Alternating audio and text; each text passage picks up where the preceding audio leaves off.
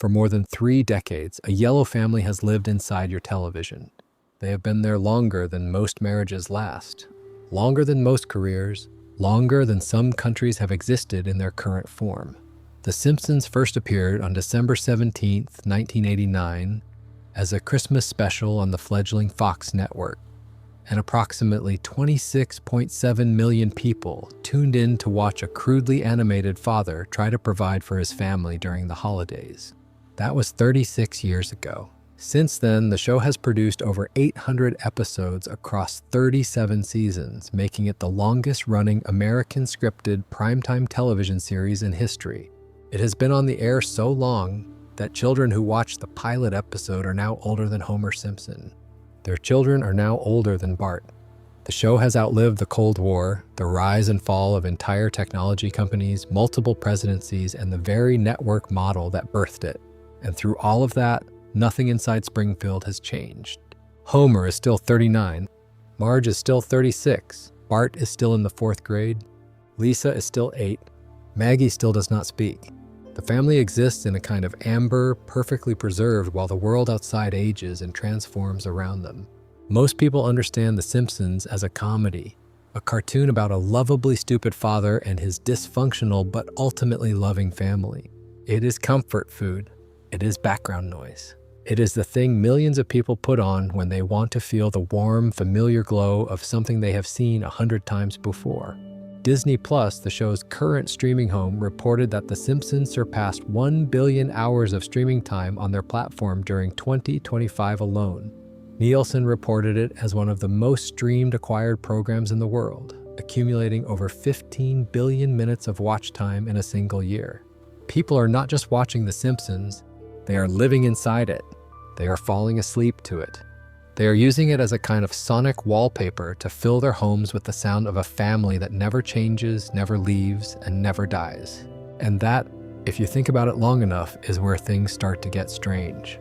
Because The Simpsons is not just a comedy, beneath the yellow paint and the catchphrases and Homer's buffoonery, the show has spent over 3 decades building a world so dense, so layered, and so occasionally disturbing that it has spawned conspiracy theories that made international headlines, fan analyses that read like doctoral dissertations, and episodes so dark that the creators themselves have had to issue warnings before airing them. The cultural footprint of this show is so enormous that it has literally changed the English language. The word dough was added to the Oxford English Dictionary in 2001. The made-up words embiggen and cromulent, invented as jokes in a 1996 episode called Lisa the Iconoclast, have since appeared in real dictionaries. The phrase cheese-eating surrender monkeys, Marchantanet, were spoken by groundskeeper Willie, was used in actual political commentary and journalism. The show does not just reflect culture, it shapes it. And when something shapes culture for that long, it accumulates layers that go far deeper than the surface suggests. Tonight, we are going to peel back those layers. We are going to look at the theories the show has quietly validated, the episodes that went too far, the behind-the-scenes truths that are stranger than the fiction, the dark psychology of a family that can never grow, never change, and never escape the town they live in.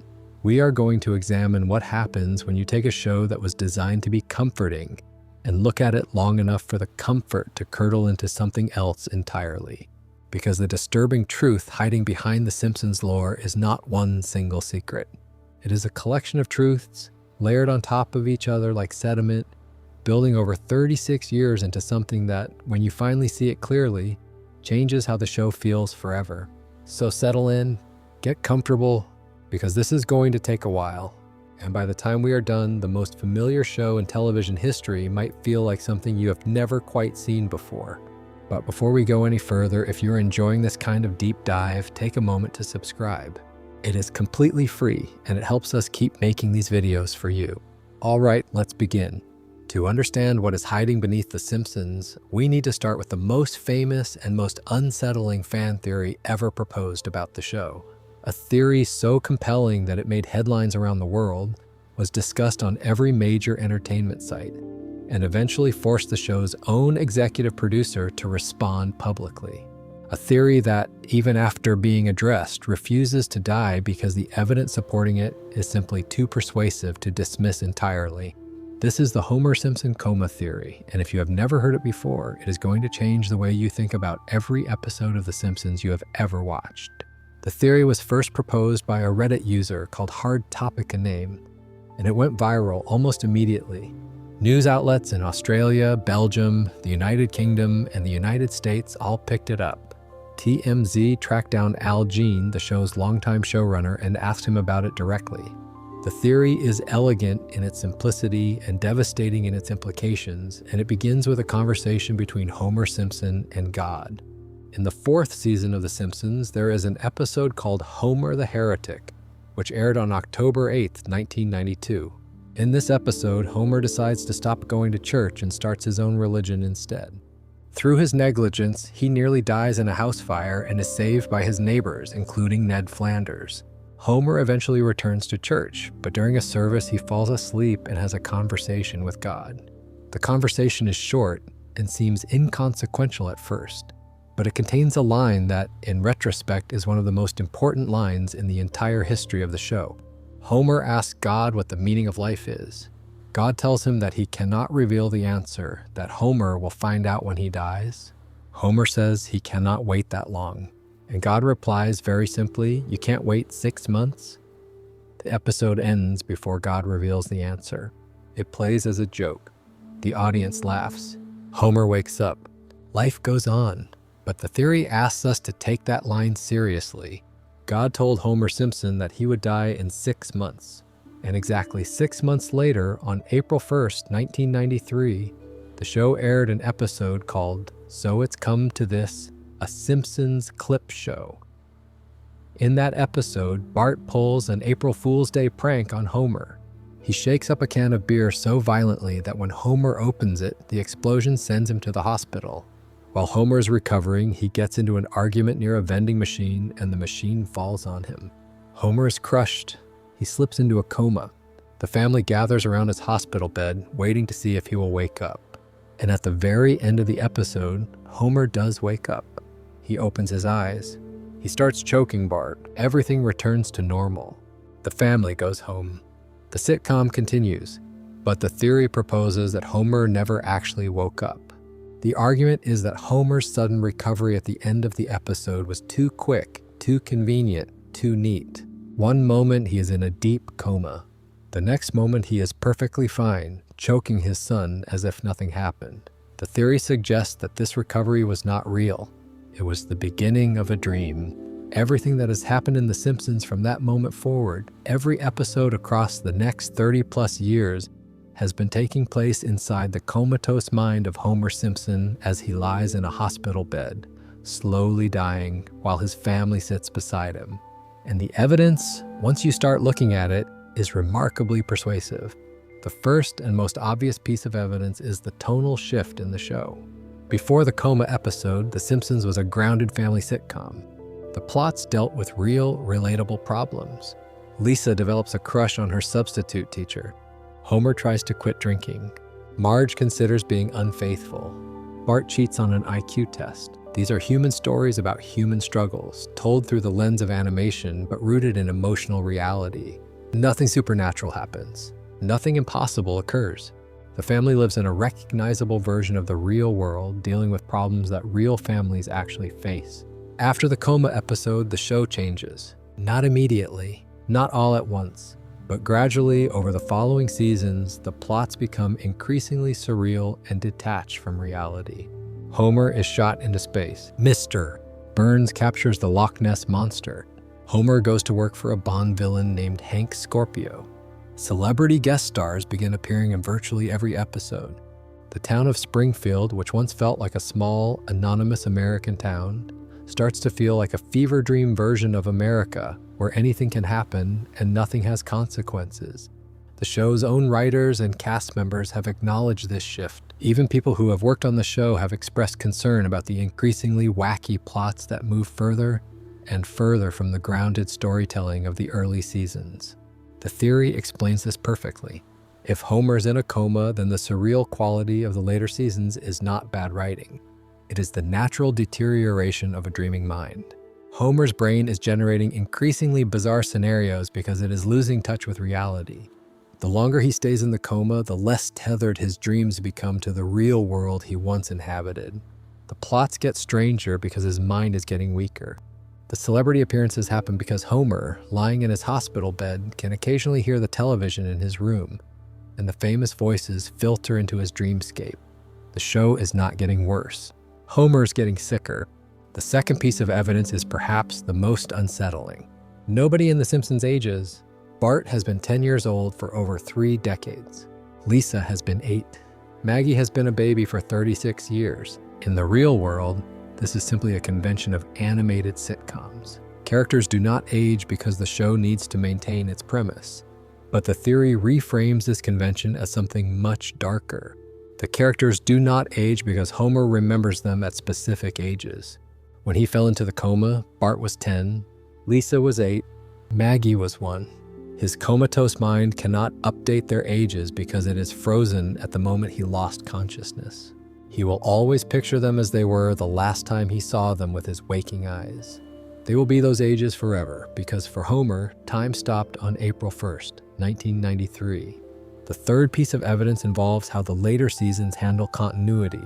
After the coma episode, the show becomes increasingly inconsistent about its own timeline. Flashback episodes contradict each other. Events are referenced and then forgotten. Characters' backstories shift and change without explanation. In the real world, this is simply the natural result of a show running for so long that its writers cannot keep track of every detail. But the theory suggests a different explanation. Homer's mind is fabricating memories. His brain is filling in gaps, creating false histories, rewriting the past to fit whatever dream narrative it is currently generating. The inconsistencies are not mistakes. They are the natural behavior of a dreaming mind that is making things up as it goes along, unable to maintain perfect coherence because it is operating without input from the real world. The fourth piece of evidence is the shift in the show's protagonist. It is widely accepted among Simpsons fans that the show shifted its focus from Bart to Homer around the time of the coma episode. In the first few seasons, Bart was the breakout star. The marketing was built around him. His catchphrases were on t-shirts everywhere. But gradually, Homer became the central character, and the show increasingly revolved around his experiences, his adventures, his perspective. The theory explains this simply. The show shifted to Homer's perspective because the show is Homer's dream. Of course, the dreaming mind puts itself at the center of every story. Of course, the dreamer becomes the protagonist of his own unconscious narrative. And then there is the matter of Homer's abilities. Before the coma, Homer was portrayed as a lovably incompetent everyman. He was bad at his job. He was clumsy. He was not particularly bright. After the coma, Homer begins doing things that would be impossible for the character we knew. He goes to space. He becomes a successful businessman. He achieves wild, improbable feats that bear no relationship to his actual capabilities. The theory suggests this is wish fulfillment. Homer's unconscious mind is generating fantasies in which he is the hero, the adventurer, the man who can do anything. His comatose brain is compensating for his mundane real life by creating a dream life in which he is extraordinary. Every impossible adventure is a man lying in a hospital bed, imagining the life he wishes he had lived. When TMZ brought the theory to Al Jean, the show's executive producer, he responded with gentle skepticism. He said it was not true, pointing out that it would mean the writers had planted a hidden twist in 1993, while assuming the show would run for decades more. He added with characteristic Simpsons humor that the theory was interesting but not something the show had ever intended. The Reddit user who created the theory posted an update noting that Jean's response had gone around the world, adding, "He says it's not true, but what does he know about The Simpsons?" But the most fascinating response came not from Gene or from fans, but from the show itself. In the 34th season, in an episode called Lisa the Boy Scout, The Simpsons directly addressed the coma theory. The episode is a meta-comedy in which hackers threaten to release show-destroying deleted scenes. One of these scenes depicts Homer waking up from a decades-long coma, realizing that everything since the Springfield Gorge incident had been a dream. The show presented this as a deliberately terrible idea, a deleted scene so bad it would ruin the series. By acknowledging the theory and framing it as an idea the writers had considered and rejected, the show managed to simultaneously validate the theory's existence and deny its truth. It was, in classic Simpsons fashion, a way of having it both ways. But here's the thing about the coma theory that no official denial can erase.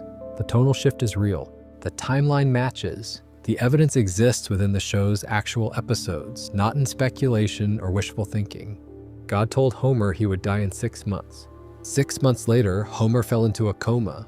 Whether the writers intended this or not, the coincidence is so precise and so haunting that it has become impossible to watch the later seasons without at least wondering whether what you are seeing is real, even within the fiction of the show. And there is something profoundly disturbing about the possibility that behind every wacky adventure, every celebrity cameo, every absurd plot, a man is lying in a hospital bed, his brain slowly shutting down, generating increasingly fragmented dreams while his family sits beside him and waits for him to wake up or to die. The coma theory touches something deep in the human psyche. It is the fear that what we perceive as reality might not be real. It is the anxiety that the people we love might be suffering in ways we cannot see. It is the horror of consciousness trapped inside a body that can no longer interact with the world. And it is the sadness of a family frozen in amber, never aging, never changing, not because they are immortal, but because they exist only in the fading mind of someone who loved them. There is another dimension to the coma theory that we have not yet explored, and it is perhaps the most emotionally devastating of all. If Homer is in a coma, if everything since April 1993 has been a dream, then the episodes that depict Homer's happiest moments are not memories. They are fantasies. The times Homer saved his marriage are not real reconciliations. They are a dying man dreaming about the wife he can no longer touch. The times Homer connected with his children, the rare and precious moments when he was the father they deserved, are not real breakthroughs. They are the wishes of a man who knows somewhere deep in his unconscious that he failed as a parent, and whose dreaming mind is trying to give him the version of fatherhood he could never achieve while he was awake. The coma theory transforms every beautiful moment in the show's later seasons into something unbearably sad. When Homer holds Marge and tells her he loves her, the coma theory says this is not Homer talking to his wife. It is Homer talking to his memory of his wife, a memory that is slowly degrading, slowly losing resolution, slowly becoming less real as his brain deteriorates. When Homer plays with Maggie, the coma theory says this is not a father playing with his daughter. It is a man imagining the daughter who is growing up without him, who is aging in the real world while his dream version of her stays frozen at 1 year old. Every laugh, every hug, every moment of warmth in the post-coma episodes becomes, under this reading, the last flicker of a dying mind trying to create the love it can no longer receive. And this connects to something universal, because all of us, in a sense, live inside constructions of the people we love. We do not know the people we love as they truly are. We know our versions of them, our interpretations, our memories and impressions and projections. The people we love exist in our minds as representations, and those representations are always incomplete, always slightly wrong, always shaped more by our needs than by their reality. Homer, in his coma, dreaming of Marge and Bart and Lisa and Maggie, is doing what all of us do every day. He is loving people who are not quite real. He is holding on to versions of his family that exist only in his mind. The difference is that Homer cannot check his versions against reality. He cannot wake up and see the real Marge and compare her to the dream Marge. He is trapped inside his own representation of love with no access to the thing the representation is based on. And this is heartbreaking, not because it is unique to Homer, but because it is a more extreme version of something we all experience. We are all, to some degree, loving our dreams of the people around us rather than the people themselves. We are all, to some degree, in a coma of our own making, dreaming of a family that is not quite the family we actually have. The theory also reframes the show's treatment of time in a devastating way. The reason nobody ages in Homer's dream is not just that his brain froze them at their current ages. It is that Homer does not want them to age. He does not want Bart to grow up. He does not want Lisa to change. He does not want Maggie to become a person he does not recognize. He wants them to stay exactly as they were on the day he lost consciousness, the last day he saw them with his waking eyes. The eternal present of The Simpsons under the coma theory is not a format convention. It is a father's desperate wish. It is the plea of a man lying in a hospital bed, unable to speak, unable to move, whose only remaining act of love is to keep his family frozen in the amber of his dying mind, safe, unchanged, forever young, forever together, forever his. The show's refusal to let its characters age becomes, under this reading, the most beautiful and the most tragic thing about it. It is Homer holding on. It is Homer refusing to let go.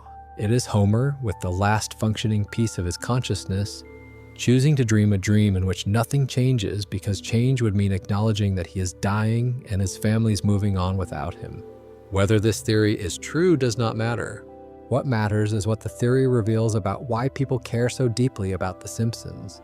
They care because the show, whether by design or by accident, has created a world that resonates with the deepest fears and desires of its audience. The fear of losing the people you love, the desire to keep them close forever, the fear of change, the desire for permanence, the fear that you are not real, not present, not awake, the desire to believe that somewhere in some version of reality, your family is safe and together and unchanging. The Simpsons provides all of this. It provides the fear and the comfort simultaneously because the two are inseparable. The show is a mirror that shows you your darkest anxieties and your deepest wishes at the same time, reflected in the faces of a yellow family that has been living inside your television for as long as you can remember. And so we return, as we always return, as the show always returns, to the beginning. A family sits on a couch.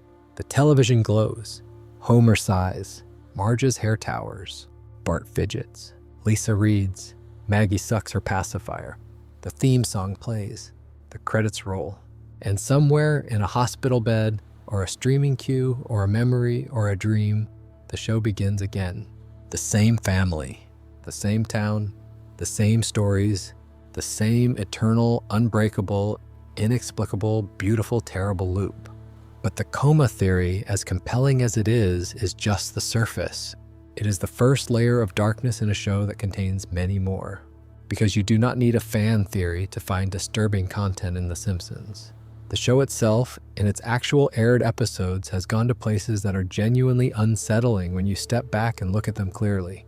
And nowhere is this more apparent than in the annual tradition that has allowed the writers to remove every safety net, every content restriction, and every boundary of good taste.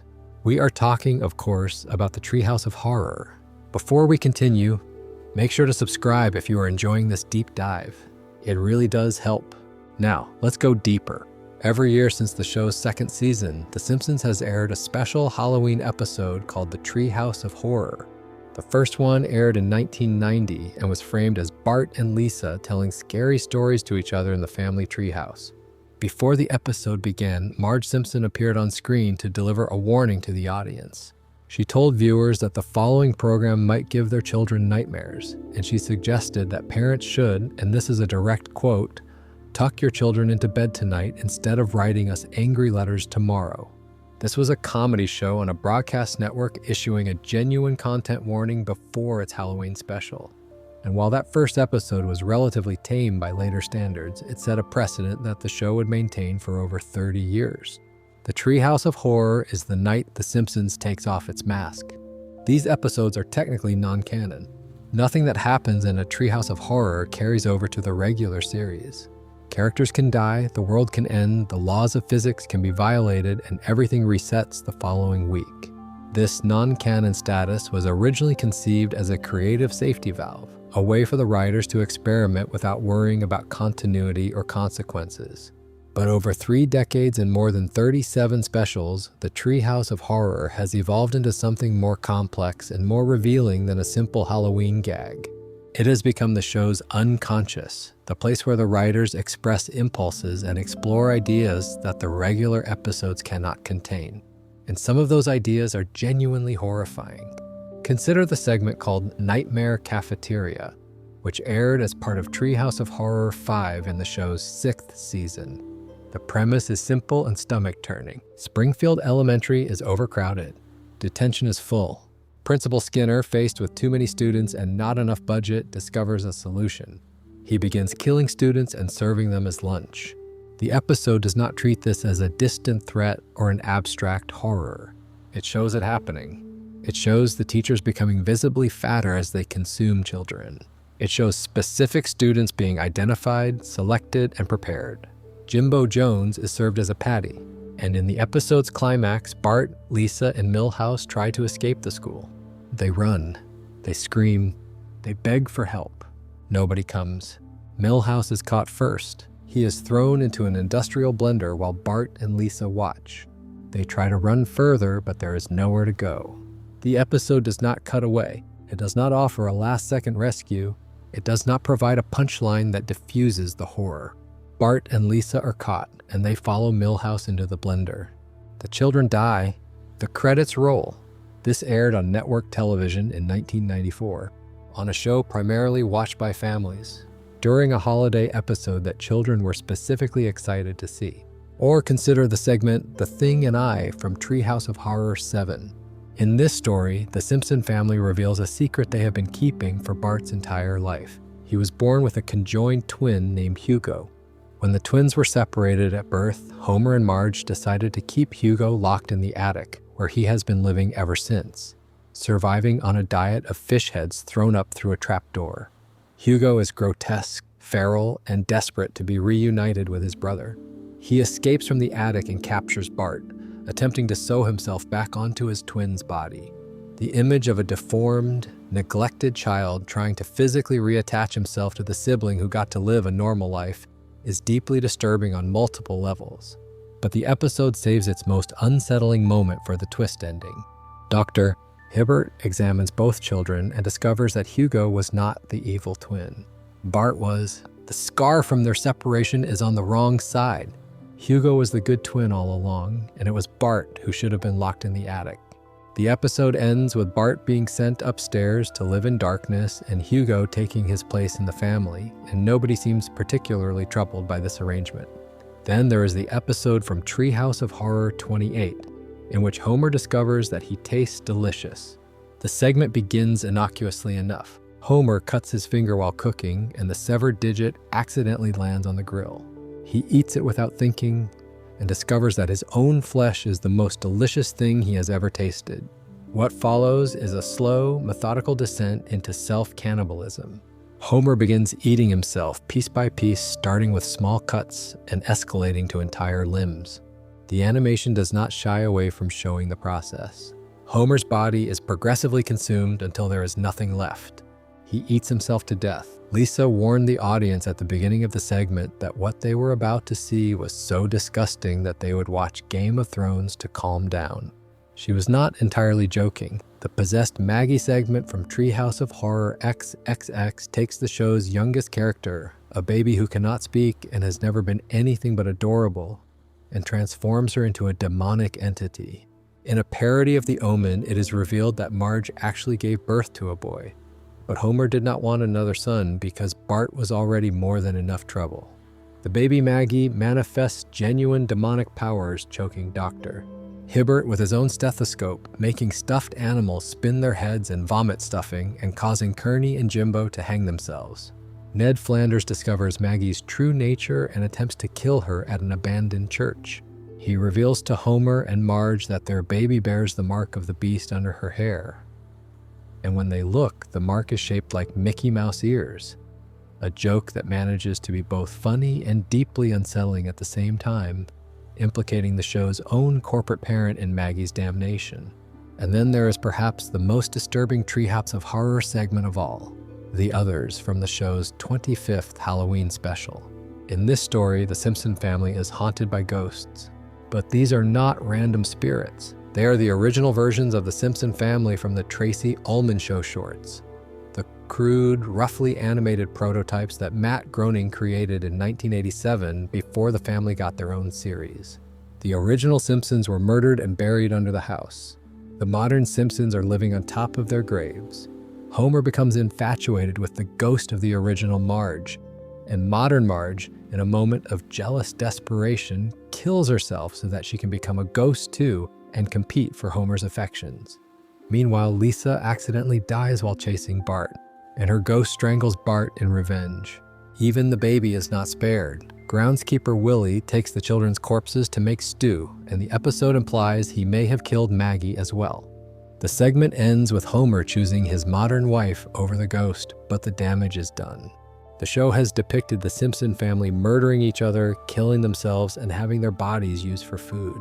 And in the episode's final moments, the camera pulls back to show dozens of alternate versions of The Simpsons from different animated styles converging on the house, including versions from South Park, anime, Adventure Time, and CGI, all arriving in the same location, all staring at each other, all coming to the disturbing realization that something has manipulated them into being in the same place. These are not isolated incidents. Over 37 Treehouse of Horror specials, the show has systematically explored every form of violence, death, and existential horror that can be inflicted on its characters. The writers have killed every member of the Simpson family multiple times, in multiple ways with varying degrees of graphic detail. They have depicted nuclear holocaust, zombie apocalypse, demonic possession, alien invasion, time paradoxes that destroy reality itself, and the slow psychological dissolution of characters the audience has loved for decades. And with each passing year, the specials have become more graphic, more disturbing, and more willing to push boundaries. Simpsons writer Mike Price, discussing the 36th Treehouse of Horror in 2025, stated that he wanted to make it a real good, gruesome Halloween story. In that episode, Nelson explodes. Sideshow Mel has his face ripped off by an insane mister. Teeny. Characters die in ways that would be shocking in a horror film, let alone an animated sitcom. The non-canon status of the Treehouse of Horror episodes is supposed to make them safe. Nothing that happens in these episodes is real within the show's continuity, but there is something unsettling about the very concept of non-canon violence. These episodes represent what the show would do to its characters if it could. They are the unleashed imagination of the writing staff, freed from the constraints of consequence and continuity. And what those imaginations consistently produce is carnage. The writers of The Simpsons, given permission to do anything they want with the characters, choose over and over again to kill them in the most creative and disturbing ways possible. The Treehouse of Horror is not just a fun Halloween tradition. It is a window into the darkest impulses that live beneath the surface of America's most beloved animated family. The mask comes off once a year, and behind it is something that would give you nightmares if you looked at it too long. But here's what makes this even more unsettling. The Treehouse of Horror removes the mask once a year. For one episode, the show acknowledges its capacity for darkness. But the regular canon episodes, the ones that count, the ones that form the actual story of the Simpson family, contain their own darkness. It is quieter, it is more subtle. It does not announce itself with a Halloween special label or a content warning from Marge. But it is there, woven into the fabric of the show so seamlessly that most viewers never notice it. And once you do notice it, it is impossible to unsee. Before we continue, make sure to subscribe if you're enjoying this breakdown. It really does help the channel. Now let's keep going. The Treehouse of Horror episodes are easy to dismiss because they exist outside the show's continuity. They are labeled as non-canon. They come with warnings. They are the show's way of saying this does not count. But the regular episodes of The Simpsons, the ones that form the actual ongoing story of the Simpson family, contain moments of darkness that are far more disturbing precisely because they do count. These are events that happened in the fictional lives of these characters. They are part of the record. They are canon. And when you line them up, when you look at them all together rather than one at a time with months or years between them, a pattern emerges that transforms the entire show from a lighthearted family comedy into something considerably more troubling. Start with death. Homer Simpson has been told he is going to die on multiple occasions within the show's actual continuity. In one of the most famous early episodes, One Fish, Two Fish, Blowfish, Bluefish from the second season, Homer eats improperly prepared fugu at a Japanese restaurant. The master sushi chef is unavailable because he is having an affair with Edna Krabappel in the back room, so an apprentice prepares the poisonous fish instead. Homer is rushed to the hospital and doctor. Hibbert informs him that he has approximately 24 hours to live. The episode follows Homer through what he believes is his final day on Earth. He makes a list of things he wants to do before he dies. He has a last conversation with his father. He listens to the Bible on tape and falls asleep before it finishes. He watches his daughter Lisa play the saxophone and tries to memorize every note. He tucks his children into bed for what he thinks is the last time. He tries to record a final message for Maggie so she will know who her father was. And then, at dawn, Homer sits in his chair and waits to die. He does not die. The episode ends with Homer waking up the next morning, alive and well, having apparently been given a reprieve by fate or medicine or both. The show returns to normal.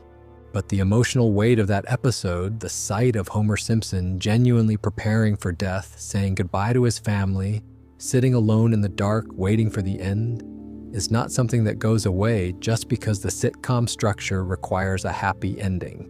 Homer experienced the full psychological reality of a terminal diagnosis. He believed he was going to die.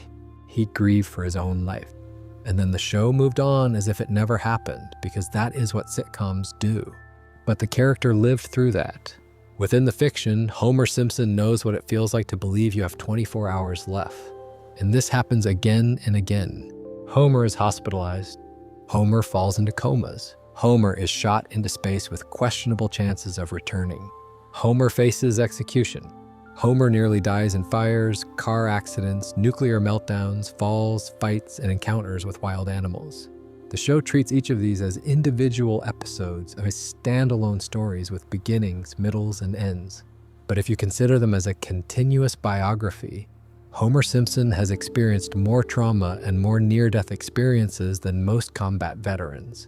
He has stared into the void more times than he can count.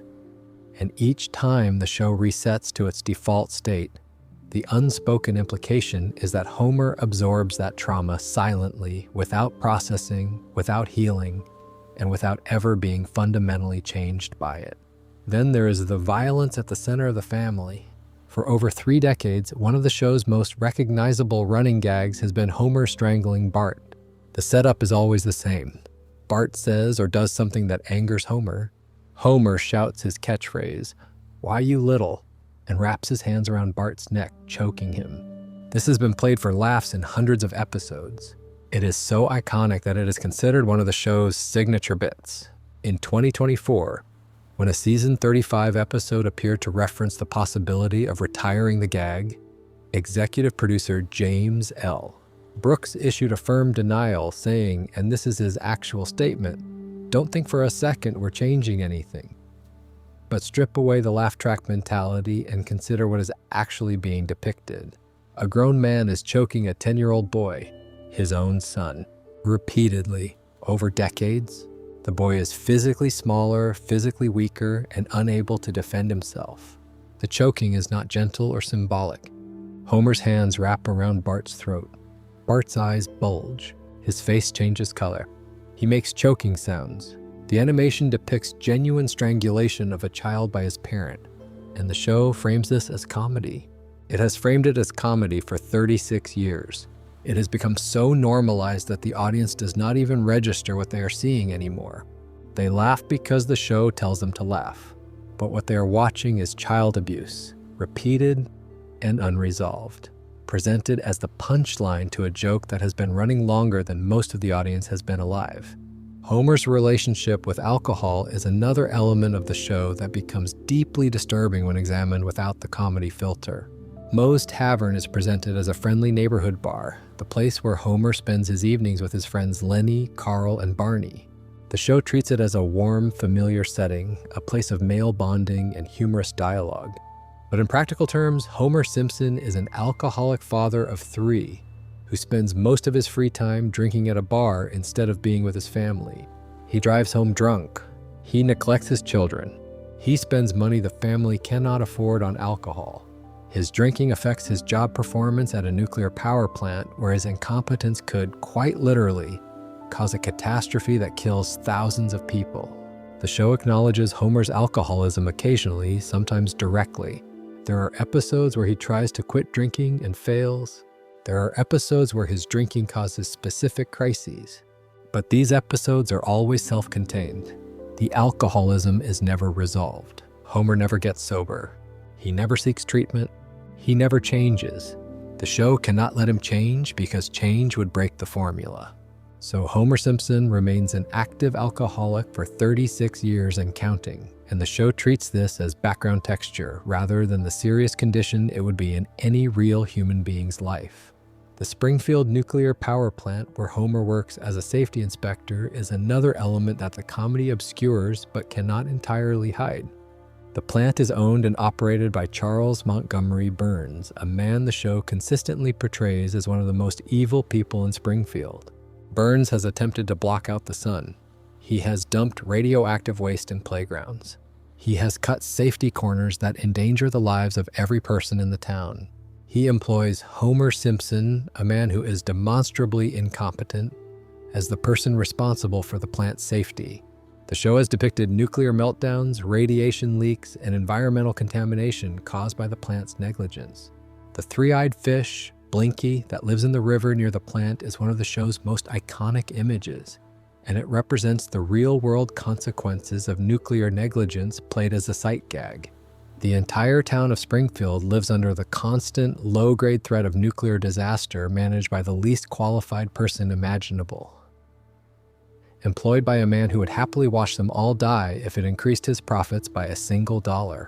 The show makes this funny, but the premise, stripped of humor, is terrifying.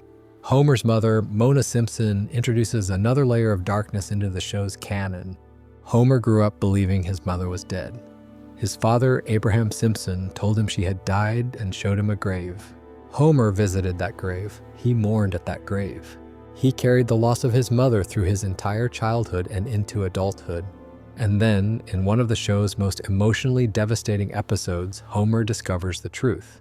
His mother is alive. She has been alive the entire time. She abandoned him as a child and became a fugitive from the law after participating in political activism. The grave Homer had been visiting was not his mother's. It was Walt Whitman's. His father had been lying to him for over 27 years. Homer's entire understanding of his own life, his feelings of loss, his grief, his belief that he had been a son whose mother died rather than a son whose mother chose to leave, all of it was built on a lie told by his own father. Mona returns to Homer's life briefly, and they have a tentative, fragile reunion. But she leaves again. She has to. She is still a fugitive. And Homer is left with something worse than the grief he carried before. Before, he had the tragedy of a mother who died. Now, he has the knowledge that his mother chose to leave him. She was alive the entire time and did not come back. She was alive when he was a lonely child who needed her. She was alive when he got married, when his children were born, when he struggled and failed and suffered through decades of a life she was not part of. She chose to stay away, and Homer has to incorporate that knowledge into his understanding of himself and live with it. The show, of course, does not give him that time. The episode ends. The sitcom continues. Homer goes back to being the lovable buffoon, but within the fiction, he is a man who now knows his mother abandoned him, and his father lied about it for his entire life. Frank Grimes exists in The Simpsons canon, and his story is one of the most genuinely nihilistic narratives in the history of American television comedy. In the 8th season episode, Homer's Enemy, the show introduces a character named Frank Grimes, a man who has worked incredibly hard his entire life. He was abandoned as a baby. He worked his way through school. He earned his degrees through night classes. He struggled for every single thing he ever achieved. And then he gets a job at the Springfield nuclear power plant and meets Homer Simpson. Homer is everything Frank Grimes is not. Homer is lazy, incompetent, negligent, and frequently dangerous. He sleeps at his workstation. He eats donuts instead of monitoring safety systems. He has no qualifications for his job and performs it terribly. But Homer also has a large house. He has a loving wife. He has 3 children. He has friends. He has won a Grammy. He has been to space. He has a comfortable life that he has done nothing to earn and everything to endanger.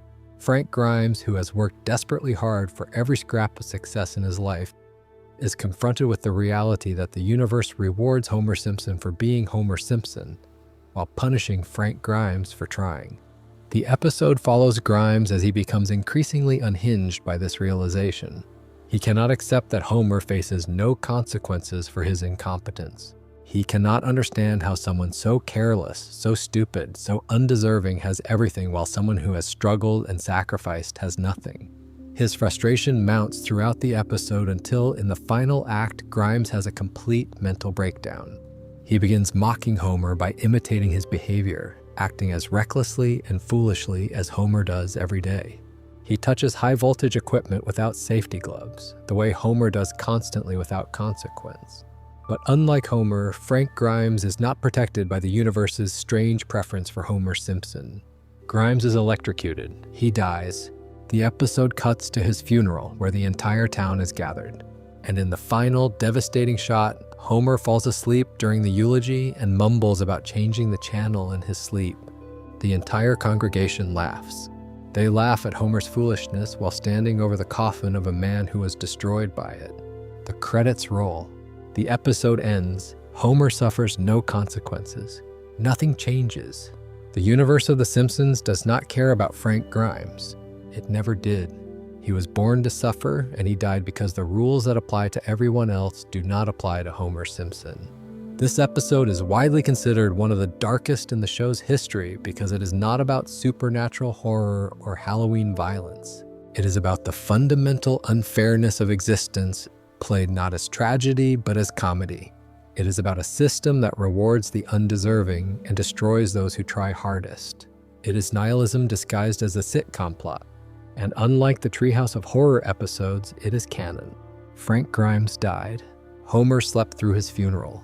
The town laughed. That is the world The Simpsons takes place in. The show has also depicted, within its regular continuity, the death and absence of characters in ways that carry genuine emotional weight before being subsumed back into the comedy. Maud Flanders, Ned's wife, was killed by a t-shirt cannon at a car race. Bleeding gums. Murphy, Lisa's musical mentor, died in the hospital. Marcia Wallace, who voiced Bart's teacher, Edna Krabappel, passed away in real life, and the show retired her character with a simple chalkboard message. "We'll really miss you, Mrs. K." These deaths are treated with momentary sincerity before the show's mechanism of eternal return absorbs them. Characters grieve briefly, and then the sitcom continues. The dead stay dead, but the living never change in response to the loss. Ned Flanders lost his wife and eventually moved on. Lisa lost her mentor and continued playing saxophone. The show acknowledges death but cannot afford to be fundamentally altered by it. The formula must be preserved. The characters must reset. And so grief, like every other genuine emotion the show allows its characters to feel, is experienced and then discarded. Not because the characters choose to move on, but because the structure of the show demands it. The children of The Simpsons exist in a state that, when examined carefully, constitutes a kind of quiet horror. Bart Simpson exhibits virtually every marker of a child in crisis. He has severe behavioral problems. He is violent toward others and himself. He struggles academically, not because he lacks intelligence. The show has demonstrated repeatedly that Bart is actually quite clever, but because the systems around him have failed to engage him. He has been neglected by his father, physically assaulted by his father, and exposed to trauma that would warrant immediate intervention in the real world. His school's response to his behavior is inadequate at best and actively harmful at worst. Principal Skinner's disciplinary approach is punitive rather than therapeutic. No one in Bart's life, not his parents, not his teachers, not the community, addresses the underlying causes of his behavior. He is a 10-year-old boy screaming for help in the only language he knows, and the world around him treats his screaming as entertainment. Lisa Simpson's situation is in some ways even more devastating. She is the most intelligent person in her family and arguably in her entire town. She is gifted, articulate, empathetic, and deeply engaged with the world around her.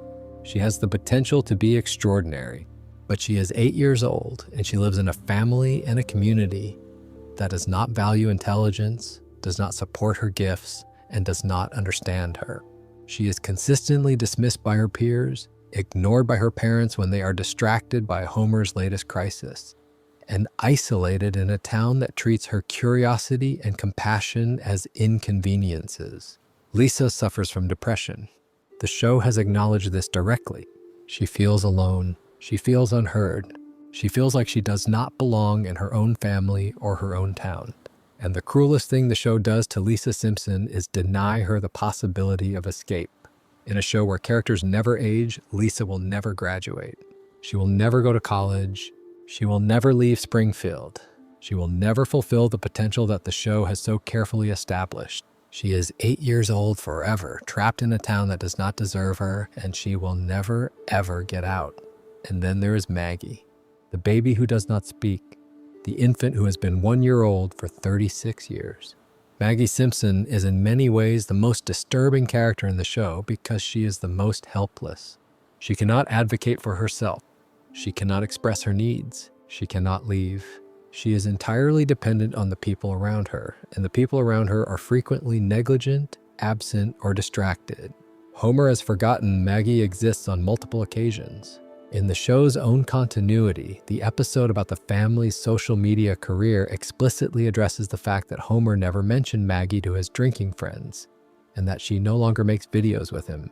The show has acknowledged that Homer neglects his youngest child, and because Maggie cannot speak, she cannot tell anyone about this neglect. She endures it silently with her pacifier in her mouth, year after year, decade after decade, without ever being able to say a single word about what it feels like to be the forgotten child in a family that is too consumed by its own dysfunction to notice her. There is one more element of the show's dark canon that deserves attention before we leave this territory, because it reveals something about how the show processes mortality within its supposedly immortal framework. In the 30th season premiere, Bart's Not Dead, Bart falls from a cliff and enters a coma. While unconscious, he claims to have visited heaven. He sees deceased characters and relatives who have died throughout the show's run. The episode treats Bart's near-death experience as both genuine and potentially fabricated, never fully committing to either interpretation. But the emotional weight of the episode comes from the fact that Bart, a 10-year-old boy, has now experienced something that no child should have to experience. He has been to the edge of death. He has seen what might be on the other side. And he has come back to a life that, because of the show's format, will never allow him to process or integrate that experience. In the 23rd season, Replaceable You contains a subplot in which Homer has dreams about his deceased mother, Mona. These dreams are not played for comedy. They are quiet, gentle, melancholy sequences in which Homer sits with his mother and talks to her the way he wished he could have talked to her when she was alive. The dreams are the closest thing Homer has to therapy. They are the space where he can acknowledge the grief and the anger and the longing that he buries in his waking life. But even these dreams are temporary. They end, Homer wakes up, and the grief goes back underground, buried beneath the comedy, beneath the drinking, beneath the choking and the catchphrases, and the steady, grinding repetition of daily life in Springfield. The show has killed characters permanently. It has acknowledged death as final. Bleeding Gums, Murphy is gone. Maud Flanders is gone. Edna Krabappel is gone, both in the fiction and in reality. As the show retired her character following the death of voice actress Marsha Wallace in 2013 with a simple chalkboard tribute that read, "We'll really miss you, Mrs. K." These losses are real within the show's world. They leave permanent marks. Ned Flanders is a widower. Lisa lost her musical mentor. The school lost a teacher. But the show cannot mourn for long. The format demands forward motion. The comedy must resume. The episode must end. And so grief, like every other genuine emotion the show permits its characters to feel, is experienced and then shelved. Not because the characters choose to stop grieving, but because the show cannot afford to let them grieve for more than 22 minutes at a time. Death is permanent. Grief is temporary. And the gap between those two realities is another form of the quiet horror that permeates every corner of Springfield. But the darkness of The Simpsons extends beyond the stories the show tells. It extends into the real world, into the actual history of how the show was created, maintained, and fought over for more than 3 decades. Because the behind-the-scenes story of The Simpsons contains its own betrayals, its own losses, and its own disturbing truths, that mirror the fiction in ways that feel almost too fitting to be coincidental. Before we continue, make sure to subscribe if you are enjoying this breakdown. Now let's go behind the curtain. The Simpsons was created by Matt Groening. This is the simple version of the story, the one that appears on Wikipedia and in entertainment journalism. Groening conceived the characters in 1987 for a series of animated shorts on The Tracy Ullman Show. He named them after his own family members, using the names of his parents and sisters. He drew them quickly, crudely, giving them the distinctive yellow skin and overbites that would become iconic. And when the shorts proved popular enough to warrant their own series, Groening became the credited creator of what would become the most successful animated show in television history. But the real story is more complicated and considerably darker. The Simpsons had 3 creators, not 1. Matt Groening conceived the characters. James L. Brooks, the legendary television and film producer, developed them for television and served as executive producer. James L. Brooks won 12 Emmy Awards for The Simpsons and holds the record for most primetime Emmys won by a single person, with 22 total across all his shows. His involvement was critical to the show's development and success. But the third creator is the one whose story is the most troubling. His name was Sam Simon. Sam Simon was the creative supervisor for the first 4 seasons of The Simpsons. He was the person who assembled the original writing staff. He was the architect of the show's comedic sensibility, the person who figured out how to translate Groening's characters into functional television comedy. The writing room culture, the joke structure, the balance between humor and emotion that defined the golden age of the show, all of this was Sam Simon's work as much as anyone's. Many people who worked on the show during those early years have credited Simon as the single most important creative force behind The Simpsons' early success. He was the one who figured out what the show was supposed to be. But Sam Simon was consistently undercredited in the public discourse around the show. When people talked about The Simpsons, they talked about Matt Groening. Groening was the face of the show, the name associated with its creation. Simon worked behind the scenes, and his contributions, while acknowledged within the industry, were not widely known by the general public.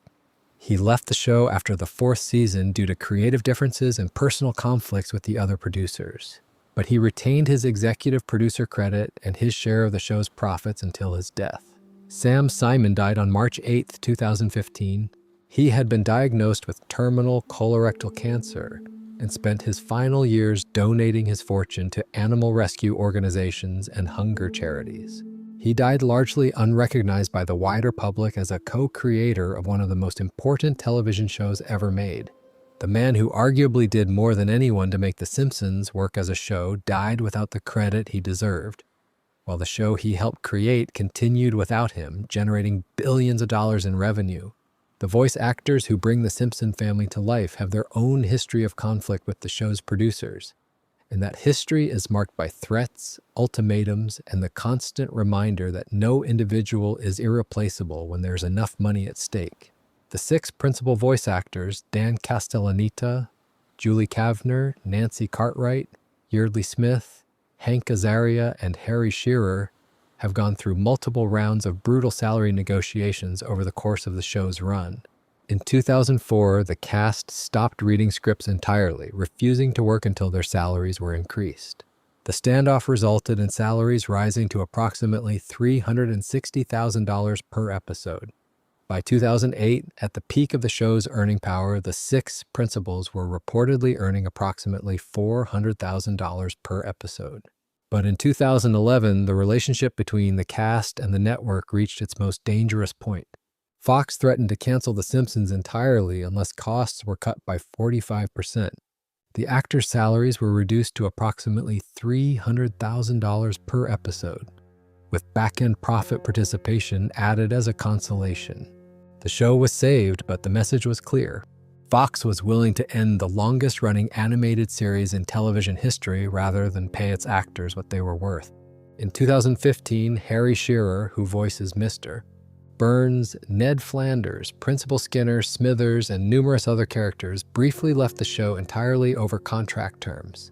Shearer walked away from a role he had played for over 25 years because the business side of the show had become intolerable to him. He eventually returned after reaching a new deal, but his departure, even though it was temporary, revealed the fragility beneath the show's surface of permanence. The Simpsons presents itself as eternal, unchanging, indestructible. But behind the scenes, the show's existence has been threatened repeatedly by the same kinds of conflicts, money, power, recognition, credit, that destroy real families and real relationships. The Michael Jackson episode is another piece of the show's behind-the-scenes history that took on a darker character in retrospect. Stark Raving Dad, from the third season, featured Michael Jackson as a guest voice, playing a psychiatric hospital patient who believed he was Michael Jackson. The episode was warmly received when it aired and became a fan favorite. But in 2019, following the release of the HBO documentary Leaving Neverland, which renewed scrutiny of allegations against Jackson, the show's producers made the decision to pull the episode from circulation entirely. Stark Raving Dad was removed from streaming platforms, from reruns, from syndication. An entire episode of The Simpsons was erased from the show's history. It was not edited or altered, it was deleted. This is the only episode of The Simpsons that has been removed in this way, and its absence creates a strange gap in the show's otherwise complete archive. The episode exists but does not exist. It was made but is no longer available. It is a ghost in the show's history, present in memories and fan discussions but absent from the official record. The Apu controversy represents another dimension of the show's real-world darkness, one that forced the show to confront questions about representation, stereotyping, and the gap between comedic intention and real-world impact. For decades, the character of Apu Nahasapima Petalan, the Indian immigrant who runs the Quickie Mart, was voiced by Hank Azaria, a white actor performing an exaggerated Indian accent. The character was played for comedy, and for years the comedy worked, at least for audiences who were not Indian, and did not have to live with the stereotypes the character reinforced. In 2017, comedian Hari Kondabolu released a documentary called The Problem with Apu, which examined how the character had affected real Indian Americans. The documentary sparked a national conversation about whether Apu was a harmful stereotype. The show initially responded dismissively. In an episode from the 29th season, No Good Read Goes Unpunished, which aired in April 2018, Marge reads Lisa a beloved children's book and tries to remove the offensive parts, only to find the sanitized version is bland and unsatisfying. Lisa looks directly at the camera and says, regarding the controversy, that some things will be addressed at a later date, or maybe not at all. This response was widely criticized as tone-deaf and dismissive. The show seemed to be saying that it did not care about the concerns of the people it had been stereotyping for decades. But the criticism continued, and eventually the show changed course. Hank Azaria stopped voicing Apu in 2020. The broader policy followed. White actors would no longer voice non-white characters on The Simpsons. Dr. Hibbert and Carl Carlson were recast with black voice actors. Apu was largely phased out of the show. The character who had been a fixture of Springfield for decades quietly disappeared, and his absence, like the absence of the Michael Jackson episode, became another ghost in the show's history. A reminder that the comedy had always been built, at least in part, on something that caused real people real harm. The show's creative trajectory itself has a dark dimension. The period commonly known as the Golden Age of The Simpsons corresponds roughly to seasons 3 through 8, with seasons 1 and 2 serving as the formative years, and seasons 9 through 12 marking the beginning of what many fans and critics consider the decline. The showrunner during seasons 9 through 12 was Mike Scully, and his tenure is often described as the jerk-ass Homer era, a period in which Homer Simpson was transformed from a lovably flawed father into a genuinely unpleasant, selfish, and occasionally cruel character. The humor became broader. The plots became more absurd. The emotional grounding that had defined the show's best work eroded. Many long-term fans of the show trace their disillusionment to this period.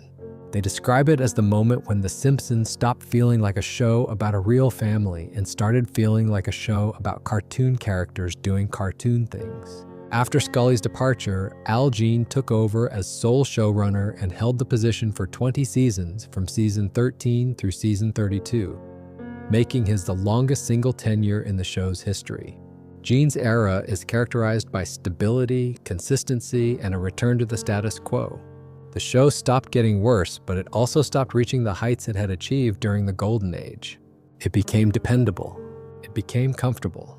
It became the thing you put on in the background, the thing you fall asleep to, the thing that is always there even though you stopped paying close attention years ago. And there is something quietly sad about that trajectory. The most important animated show in television history became ambient noise. It became wallpaper. It continued to exist, but the fire that had made it essential was gone, replaced by the steady warmth of a show that was too successful to cancel and too established to reinvent. From season 33 onward, Matt Selman has taken over as primary showrunner, and the show has experienced what some critics have called a creative renaissance, with format-breaking episodes, non-linear storytelling, and a willingness to experiment that had been absent for years. But even this renaissance carries a melancholy undertone. The show is reinventing itself because it has no choice. It cannot continue doing what it did for decades and expect anyone to care. It must evolve or become irrelevant. And the evolution, while artistically interesting, feels like the late career experimentation of an artist who has already produced their masterwork and is searching for new ways to feel vital in a world that has moved on. The behind-the-scenes story of The Simpsons is a story about creativity and commerce in perpetual conflict. It is a story about artists who built something extraordinary and then watched as business considerations eroded, distorted, and commodified their work. It is a story about voice actors who were threatened with unemployment for asking to be paid fairly. It is about a co-creator who died without recognition. It is about characters who were stereotypes dressed as comedy. It is about episodes that were erased and controversies that were dismissed before they could no longer be ignored. And all of this happened while the show continued to air, week after week, year after year, presenting the image of a happy, unchanging family in a happy, unchanging town. The gap between what The Simpsons shows us on screen and what happened behind the screen to create it is itself a kind of disturbing truth. The fiction is warm. The reality is not. Before we continue, make sure to subscribe if you are enjoying this. Now, let us turn back to the family at the center of it all. When you watch The Simpsons casually, the way most people do, the family at the center of the show registers as dysfunctional but lovable. Homer is a well-meaning idiot. Marge is patient and kind. Bart is a mischievous kid. Lisa is the smart one. Maggie is cute. This is how the show wants you to see them. This is the reading that the comedy supports, the reading that allows you to laugh and feel warm and put the show on in the background while you fall asleep. But there is another reading, a reading that emerges when you strip away the laugh track, when you remove the comedic framing, when you look at the Simpson family the way a social worker or a psychologist would look at them.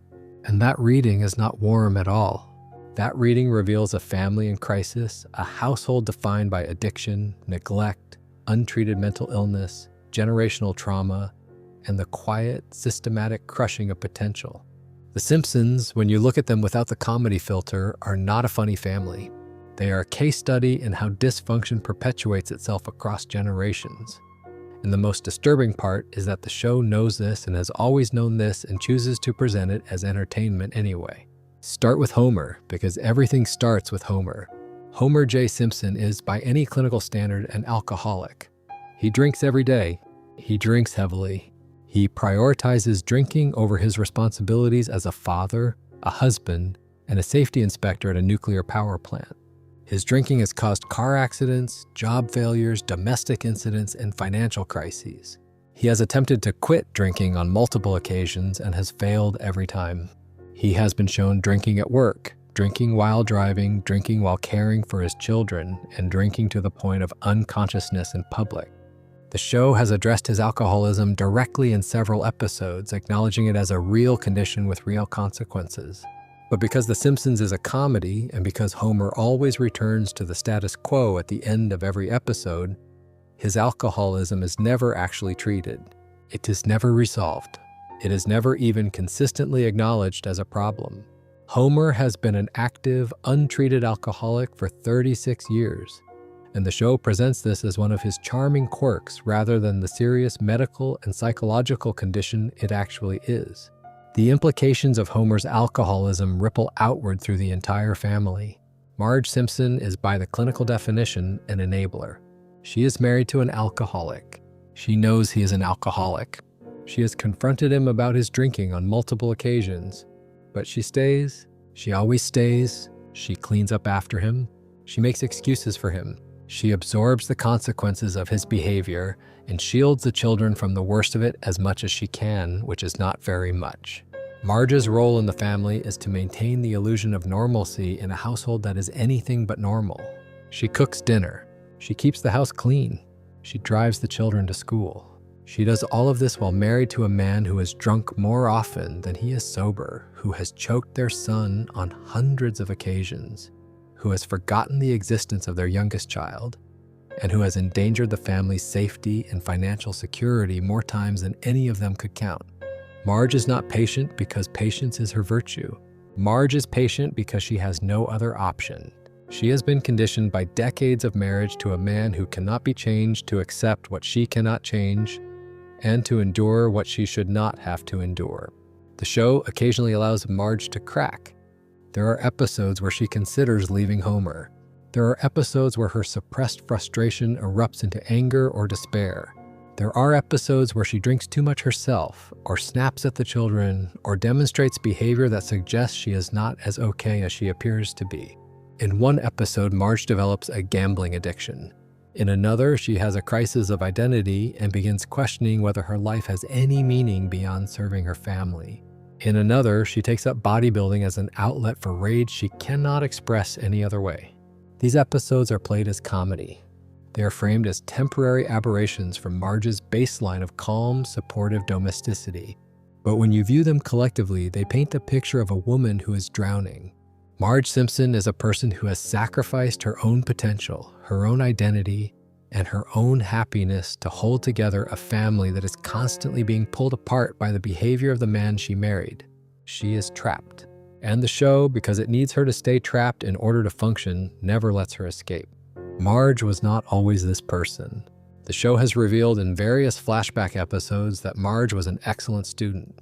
She was intelligent, creative, and ambitious. She painted. She had interests and passions that extended beyond the domestic sphere. But she fell in love with Homer Simpson, and that love gradually consumed everything else about her. She became a wife. She became a mother. She became the person who holds it all together. And in the process, she lost herself.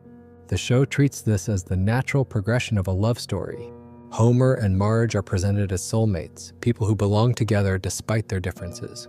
But viewed through a different lens, Marge's story is the story of a talented woman whose potential was extinguished by a relationship that demanded everything from her and gave very little in return.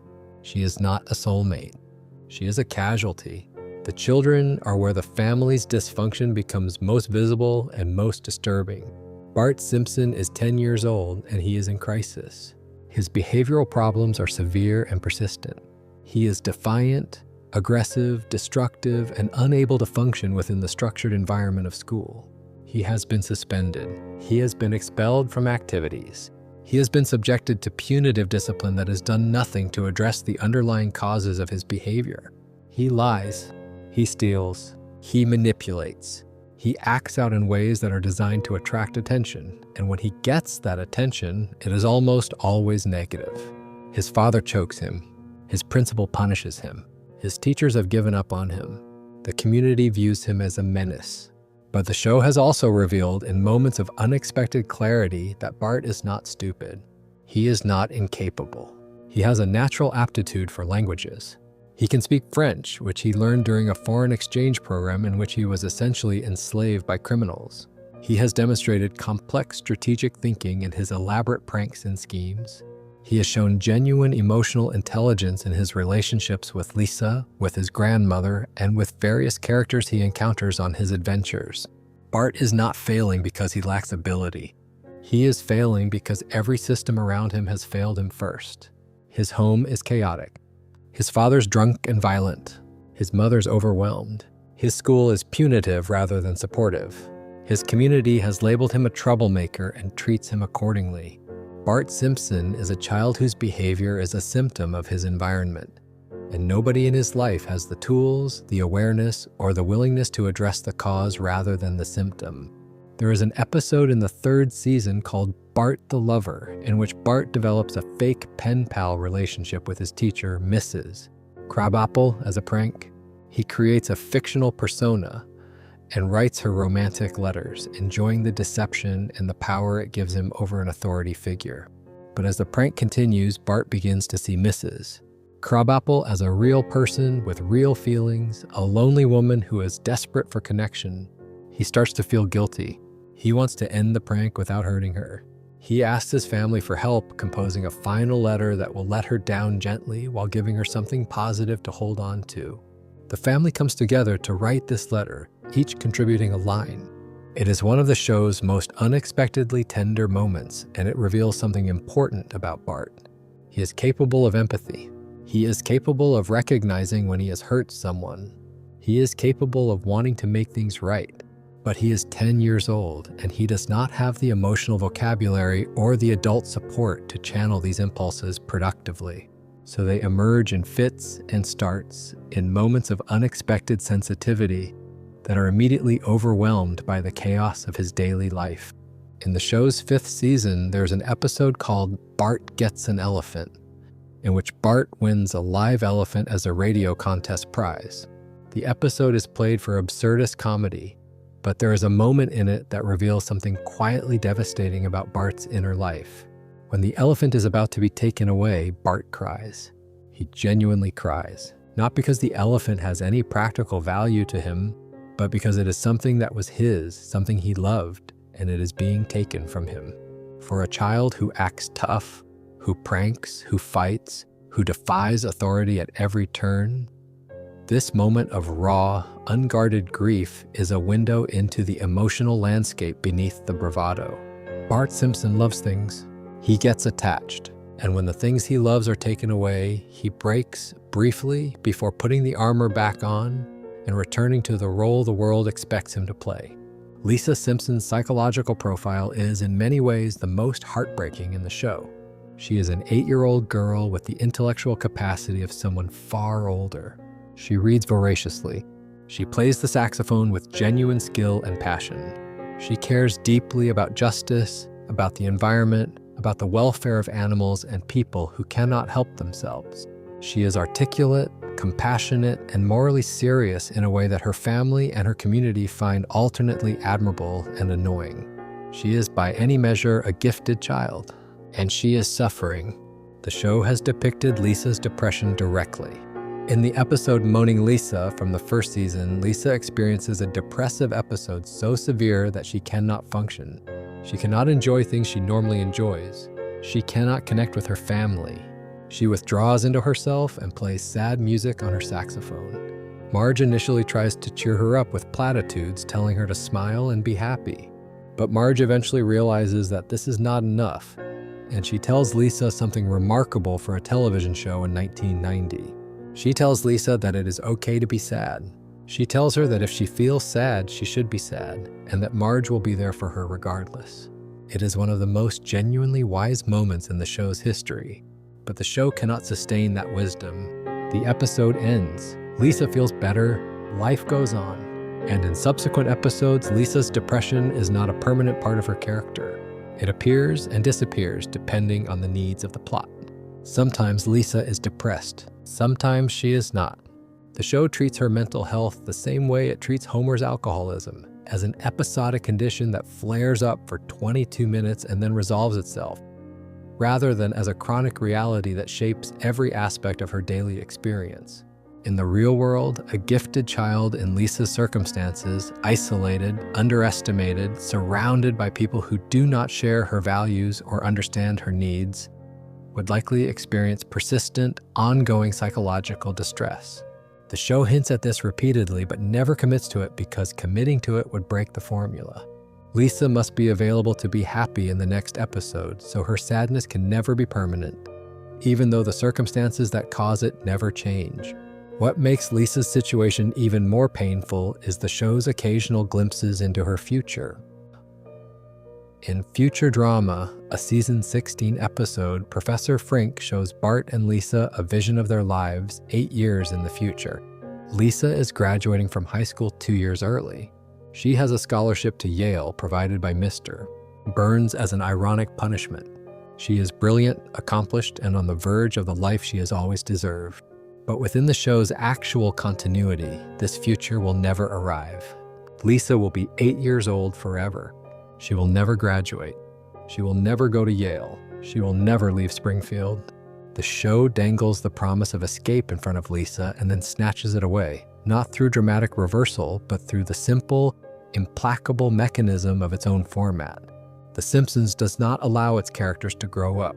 And so Lisa Simpson, the most talented and most deserving character in the show, will spend eternity as an overlooked 8-year-old in a town that does not deserve her. The show has also depicted a future in which Bart grows up to be a failure, a dead-end adult living in a crumbling apartment, going nowhere, doing nothing. This is presented as the natural outcome of his childhood trajectory, and within the logic of the show, it is accurate. A child with Bart's behavioral issues growing up in Bart's environment without meaningful intervention or support would very likely end up exactly where the show predicts. The show knows this. It has depicted it. And then it returns to the present, where Bart is still 10, still acting out, still failing, and still not receiving the help he needs. The show is aware that it is watching a child's future being destroyed in real time, and it continues to watch because watching is what the show does. It observes, it comments, it makes jokes, but it never intervenes. It cannot intervene. Intervention would require change, and change would require the show to become something other than what it is. Maggie Simpson represents the family's dysfunction at its most elemental and its most helpless. She is a baby. She has been a baby for over 3 decades. She cannot speak. She cannot walk without falling. She cannot feed herself. She is entirely dependent on the adults around her, and those adults are, to varying degrees, failing her. Homer neglects her. Marge is stretched too thin to give her adequate attention. Bart and Lisa are children themselves, dealing with their own problems, unable to serve as surrogate parents even when they try. Maggie exists in a state of perpetual infancy, perpetual vulnerability, perpetual silence. But the show has also revealed, in scattered moments across its run, that Maggie is more aware than anyone gives her credit for. She shot Mr. Burns. She has demonstrated intelligence, agency, and even violence when the situation demands it. In the Treehouse of Horror episodes, she has been depicted as a demonic entity, a killer, and a savior. In the regular canon, she has been shown to be perceptive, brave, and capable of feats that should be impossible for a 1-year-old. The show treats these moments as comedy, as one-off jokes about the surprising capabilities of a baby. But there is a darker reading. If Maggie is aware, if she is conscious of what is happening around her, if she understands more than anyone thinks she does, then her silence is not just a character trait. It is a prison. She sees everything, she understands everything, and she cannot say a word about any of it. The generational aspect of the Simpson family's dysfunction is perhaps the most disturbing pattern of all. Abraham Simpson, Homer's father, neglected Homer. He lied to Homer about his mother's death for 27 years. He shipped Homer off to various babysitters and summer camps to avoid dealing with him.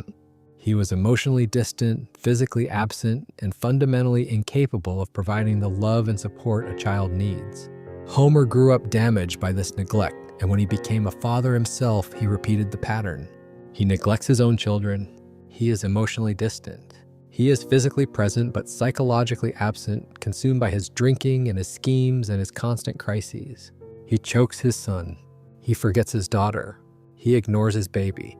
He is, in many ways, exactly the father his own father was, just louder and more physically dangerous.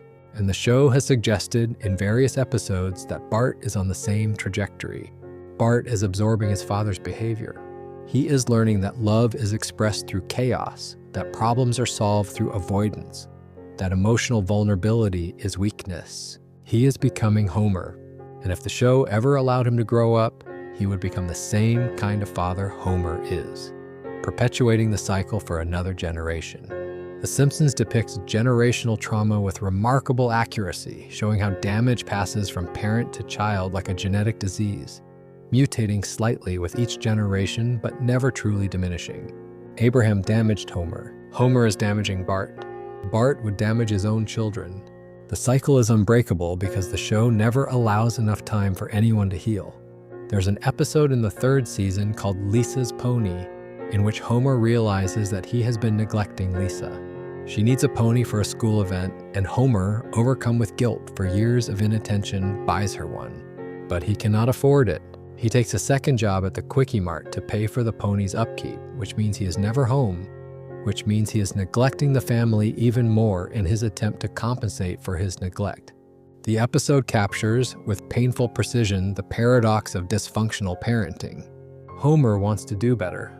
He genuinely loves Lisa, but his attempts to make amends create new problems, and those problems compound the existing ones. He cannot win because the system he is operating within, the system of his own dysfunction, his limited emotional tools, his addiction, his impulsiveness, does not allow for genuine repair. The best he can manage is temporary gestures that address the symptom while leaving the disease untouched. Marge and Homer's marriage, which the show presents as the emotional anchor of the entire series, is itself a subject worthy of extended analysis. They love each other. The show makes this clear. Their love is real and genuine and has survived decades of adversity. But love is not the same thing as health. Marge and Homer love each other in a way that is codependent, enabling, and frequently harmful to both of them. Marge needs Homer because she has built her entire identity around being his wife. Homer needs Marge because he literally cannot survive without her. A fact he acknowledges in the episode, Secrets of a Successful Marriage, when he tells her that his only asset as a partner is his complete and total dependence on her. This is not presented as a joke, or rather, it is presented as a joke. But the truth beneath the joke is real and uncomfortable.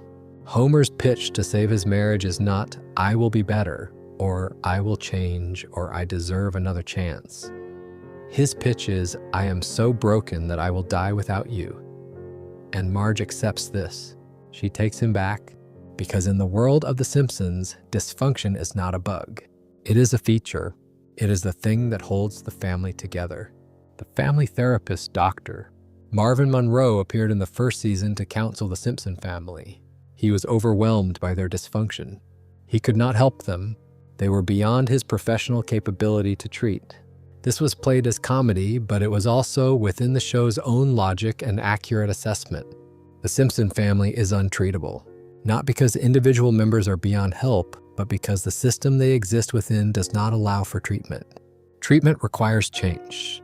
The show does not allow change. Therefore, the dysfunction persists, year after year, decade after decade, the same patterns repeating with minor variations, the same damage being inflicted and absorbed, the same problems being acknowledged and then forgotten forever. And this is where the comedy becomes something else entirely. Because when you look at the Simpson family without laughing, when you see them clearly, they are 5 people trapped in a cycle of addiction, neglect, suppressed trauma, and unmet needs. And the thing that keeps them trapped is the very structure of the show that contains them. They cannot heal because healing would end the comedy. They cannot change because change would break the formula. They cannot grow because growth would require the children to age and the adults to evolve, and the family to become something other than what it has always been. The Simpsons are prisoners of their own show. They are sentenced to eternal dysfunction by the format that makes them famous. And every time you laugh at Homer strangling Bart, every time you chuckle at Homer's drinking, every time you smile at Marge's long-suffering patience, you are participating in the system that keeps them locked in place. The audience is not watching a comedy about a dysfunctional family. The audience is the reason the dysfunction can never end. Before we continue, make sure to subscribe if you're enjoying this deep dive. Now, let us move on to something that defies rational explanation entirely. There is something The Simpsons does that no other television show in history has done. Something that has generated millions of social media posts, hundreds of news articles, and a widespread cultural belief that borders on the supernatural. The Simpsons predicts the future, not occasionally, not vaguely, not in the way that any long-running show might accidentally stumble upon a correct guess once or twice over the course of decades. The Simpsons has predicted specific events, technologies, political outcomes, and cultural developments with a precision that, when you examine the individual cases closely, feels genuinely impossible. And the sheer volume of these predictions, combined with their specificity, has created a phenomenon that transcends entertainment analysis and enters the territory of something closer to mythology. People do not just think The Simpsons predicted things. People believe The Simpsons can see the future. And while there are rational explanations for most of these predictions, the rational explanations do not fully account for the feeling that something deeply strange is happening inside this show. The most famous prediction is the one that made international headlines and permanently cemented The Simpsons' reputation as a prophetic text. On March 19, 2000, the show aired an episode called Bart to the Future. The episode is a flash forward in which Bart, now an adult, is a washed-up slacker, and Lisa has become the first female president of the United States. In one scene, Lisa is sitting in the Oval Office and makes a reference to inheriting a budget crisis from the previous administration. She specifically says she has inherited quite a budget crunch from President Trump. The episode aired 16 years before Donald Trump was elected President of the United States. 16 years. The writers of The Simpsons depicted Donald Trump as a former President of the United States in the year 2000, when Trump was known primarily as a real estate mogul and reality television personality, when the idea of him holding the highest office in the country was considered absurd enough to be the setup for a joke. And then, in 2016, it happened. The joke became reality. The absurd became actual. And the clip from that episode went viral in a way that few pieces of television content have ever gone viral, racking up hundreds of millions of views across platforms as people around the world tried to process the fact that an animated comedy show had called the most unexpected political event of the 21st century nearly 2 decades in advance. The show's writers have addressed this prediction multiple times. They have explained that Trump had briefly run for president in 2000, and the joke was based on his real-world political ambitions at the time. The episode was not, they insist, a genuine prediction. It was a satirical exaggeration of an existing trend. They took something that was happening and pushed it to its logical extreme as a comedic device. The fact that reality eventually caught up to the satire says more about the trajectory of American politics than it does about the show's prophetic abilities.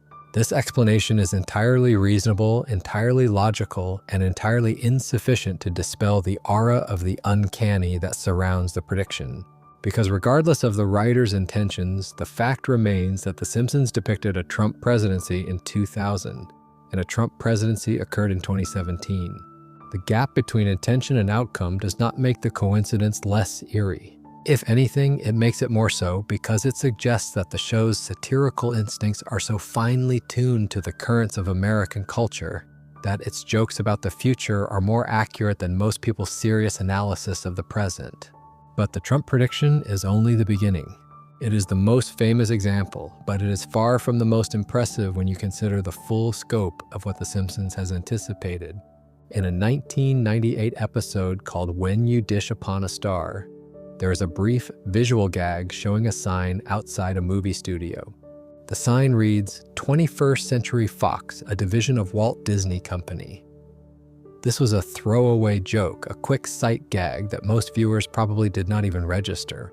But 21 years later, in March 2019, the Walt Disney Company completed its acquisition of 21st Century Fox's entertainment assets for approximately $71 billion. The Simpsons, which was produced by 20th Century Fox, became a Disney property.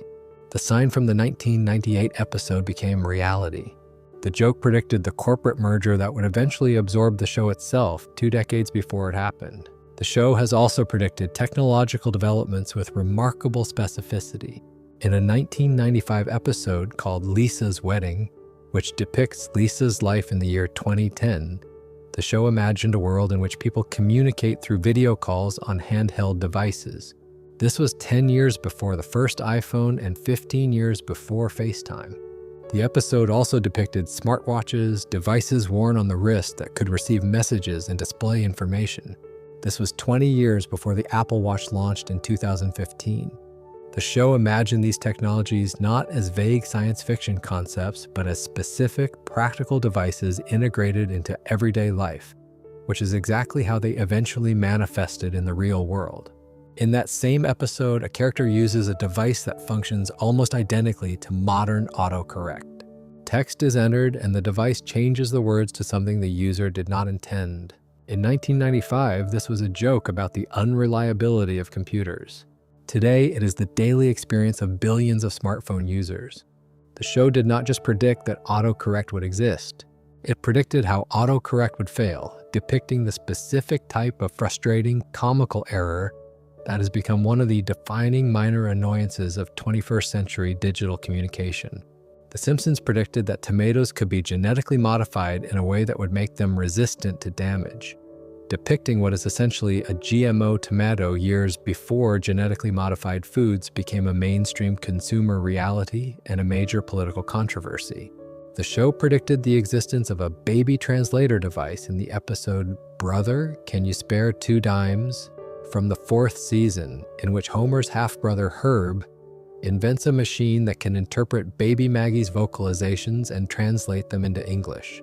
While we do not yet have a functioning baby translator, the underlying concept of using technology to interpret pre-verbal communication has become an active area of AI and machine learning research, and several apps now claim to use algorithms to decode infant cries. The show predicted the discovery of the Higgs boson particle. In a 1998 episode called The Wizard of Evergreen Terrace, Homer stands in front of a blackboard covered in mathematical equations. One of those equations, when analyzed by actual physicists, was found to be a close approximation of the mass of the Higgs boson, the fundamental particle whose existence was confirmed by CERN in 2012, 14 years after the episode aired. The writer of that episode, David X. Cohen, who later co-created Futurama, had a degree in physics from Harvard and a master's degree in computer science from the University of California, Berkeley. He inserted real math into Homer's blackboard scrawlings as an Easter egg for scientifically literate viewers. But the fact that a joke equation on an animated comedy show came close to predicting a major physics discovery that would not be confirmed for over a decade is the kind of coincidence that makes the rational explanation feel inadequate, even when the rational explanation is perfectly sound. The Simpsons predicted the NSA surveillance scandal. In the 2007 Simpsons movie, there is a scene in which the National Security Agency is shown monitoring civilian communications. An NSA agent is depicted listening to private phone calls as part of a massive government surveillance operation. 6 years later, in 2013, Edward Snowden leaked classified documents revealing that the NSA had been conducting exactly this kind of mass surveillance of American citizens' communications. The Simpsons depicted government surveillance as a plot device in a comedy film, and the real world revealed it as an actual covert intelligence program. The show predicted the malfunction of a voting machine during an election. In a 2008 Halloween episode, Homer tries to vote for Barack Obama, but the voting machine registers his vote for John McCain instead, no matter how many times he tries. In the 2012 presidential election, there were real reports of voting machine malfunctions in which voters claimed the machines were registering incorrect selections. The specific visual of a person voting for one candidate and seeing the machine select the other became a real-world controversy that mirrored the animated gag almost exactly. These are just a fraction of the predictions attributed to The Simpsons. Depending on how strictly you define the term, the show has been credited with predicting anywhere from a few dozen to several hundred future events. Some of these claims are stretches, requiring significant interpretive generosity to count as predictions. Others are remarkably specific and genuinely difficult to explain away. And collectively, they create a body of evidence that, while each individual case might be dismissible, feels overwhelming in aggregate. 1 prediction is a coincidence. 2 is notable. 5 is strange. 30 is a pattern. And a pattern this large demands some kind of explanation. The rational explanation is straightforward and well established. The Simpsons has produced over 800 episodes across 37 seasons. Each episode contains dozens of jokes, references, visual gags, and throwaway lines. The show covers virtually every aspect of American life, from politics to technology to sports to business to medicine to education to culture. When you produce that much content about that many subjects over that many years, statistical probability guarantees that some of your jokes will coincidentally align with future events. It is the law of large numbers applied to comedy writing. If you make enough guesses about enough topics, some of those guesses will be right, and the ones that are right will be shared and discussed and remembered, while the thousands of predictions that did not come true will be quietly forgotten. Nobody makes a viral video about the time The Simpsons depicted a technology that never got invented or a political event that never occurred. The hits are remembered. The misses are invisible. This creates a powerful selection bias that makes the show appear far more prophetic than it actually is. Furthermore, many of the show's predictions are not really predictions at all. They are extrapolations. The writers of The Simpsons are highly educated, deeply engaged with current events, and professionally trained in the art of identifying cultural trends and pushing them to their logical or absurd conclusions. When they depicted Trump as president, they were observing his existing political ambitions and imagining where they might lead. When they depicted smartwatches and video calling, they were following the trajectory of existing technology and imagining what the next steps might look like. When they depicted corporate mergers and government surveillance, they were satirizing trends that were already visible to anyone paying attention. The show does not predict the future. It reads the present with unusual clarity and extrapolates forward. The fact that its extrapolations so often prove correct is a testament to the intelligence of its writers, not to any supernatural ability. This is the rational explanation, and it is almost certainly correct. But it does not fully account for the emotional impact of the predictions or the cultural weight they carry. Because people do not experience The Simpsons predictions as statistical artifacts or logical extrapolations. They experience them as something uncanny. They experience them as evidence that this show, this 36-year-old cartoon about a yellow family, has some kind of privileged access to the flow of time. And the reason they experience it this way is because the predictions tap into something deep in the human psyche, something older and more powerful than statistics. They tap into our desire for pattern, for meaning, for the sense that the chaos of the world is not actually chaotic at all, that there is a hidden order beneath the surface, and that someone, somewhere, can see it. The Simpsons functions for millions of people as a kind of secular oracle. It is a text that is constantly being searched for hidden meanings, constantly being reinterpreted in light of current events, constantly being treated as a source of prophetic wisdom that transcends its status as entertainment. People watch old episodes looking for predictions the way people once read sacred texts looking for prophecies. They find them because they are looking for them, and they find them because the show's content is so vast and so varied that it contains something applicable to virtually any event that could possibly occur. The Simpsons is not predicting the future. It is providing a text so comprehensive that the future can always be found within it, if you look hard enough. And here is where the prediction phenomenon connects to the deeper themes we have been exploring. The Simpsons exists outside normal time. Its characters do not age. Its world does not progress. It occupies a kind of eternal present in which everything happens but nothing changes. And from this position outside of time, the show appears to see the future because it is not bound by the same temporal constraints that bind the rest of us. Springfield is not a real place. The Simpsons are not real people. But the world they inhabit, which is simultaneously 1989 and 2026, and every year in between and after, has a relationship with time that is fundamentally different from ours. We move through time linearly, experiencing events as they happen, unable to see what comes next. The Simpsons moves through time circularly, repeating the same patterns, the same conflicts, the same jokes, and in doing so, it arrives at the future before we do. Not because it can see ahead, but because it has been everywhere already. The 34th season episode, Lisa the Boy Scout, is the show's most sophisticated engagement with its own predictive reputation. In that episode, hackers threaten to leak show-destroying deleted scenes. And one of those scenes depicts a 30-year-old Bart appearing in the original 1989 Simpsons short, delivering predictions that came true. The show is explicitly acknowledging the prediction phenomenon and folding it into its own narrative. The characters are becoming aware that they exist in a show that appears to see the future. The fictional world is absorbing the real-world discourse about its own prophetic qualities and incorporating it into its storytelling. This is a level of meta-awareness that goes beyond simple self-reference. The show is not just winking at the audience. It is suggesting that the prediction phenomenon is part of its own mythology, that Springfield's strange relationship with time is not just a viewer interpretation, but something the show itself recognizes and is willing to explore. What does it mean for a television show to predict the future? On a practical level, it means very little. The predictions are coincidences, extrapolations, or the inevitable results of statistical probability applied to an enormous body of content. But on a cultural level, it means something profound. It means that a generation of viewers has grown up with a text that they trust more than the news, more than experts, more than their own analysis of the world around them.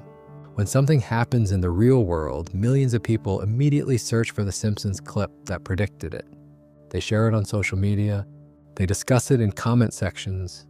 They treat it as confirmation that the show knows something we do not.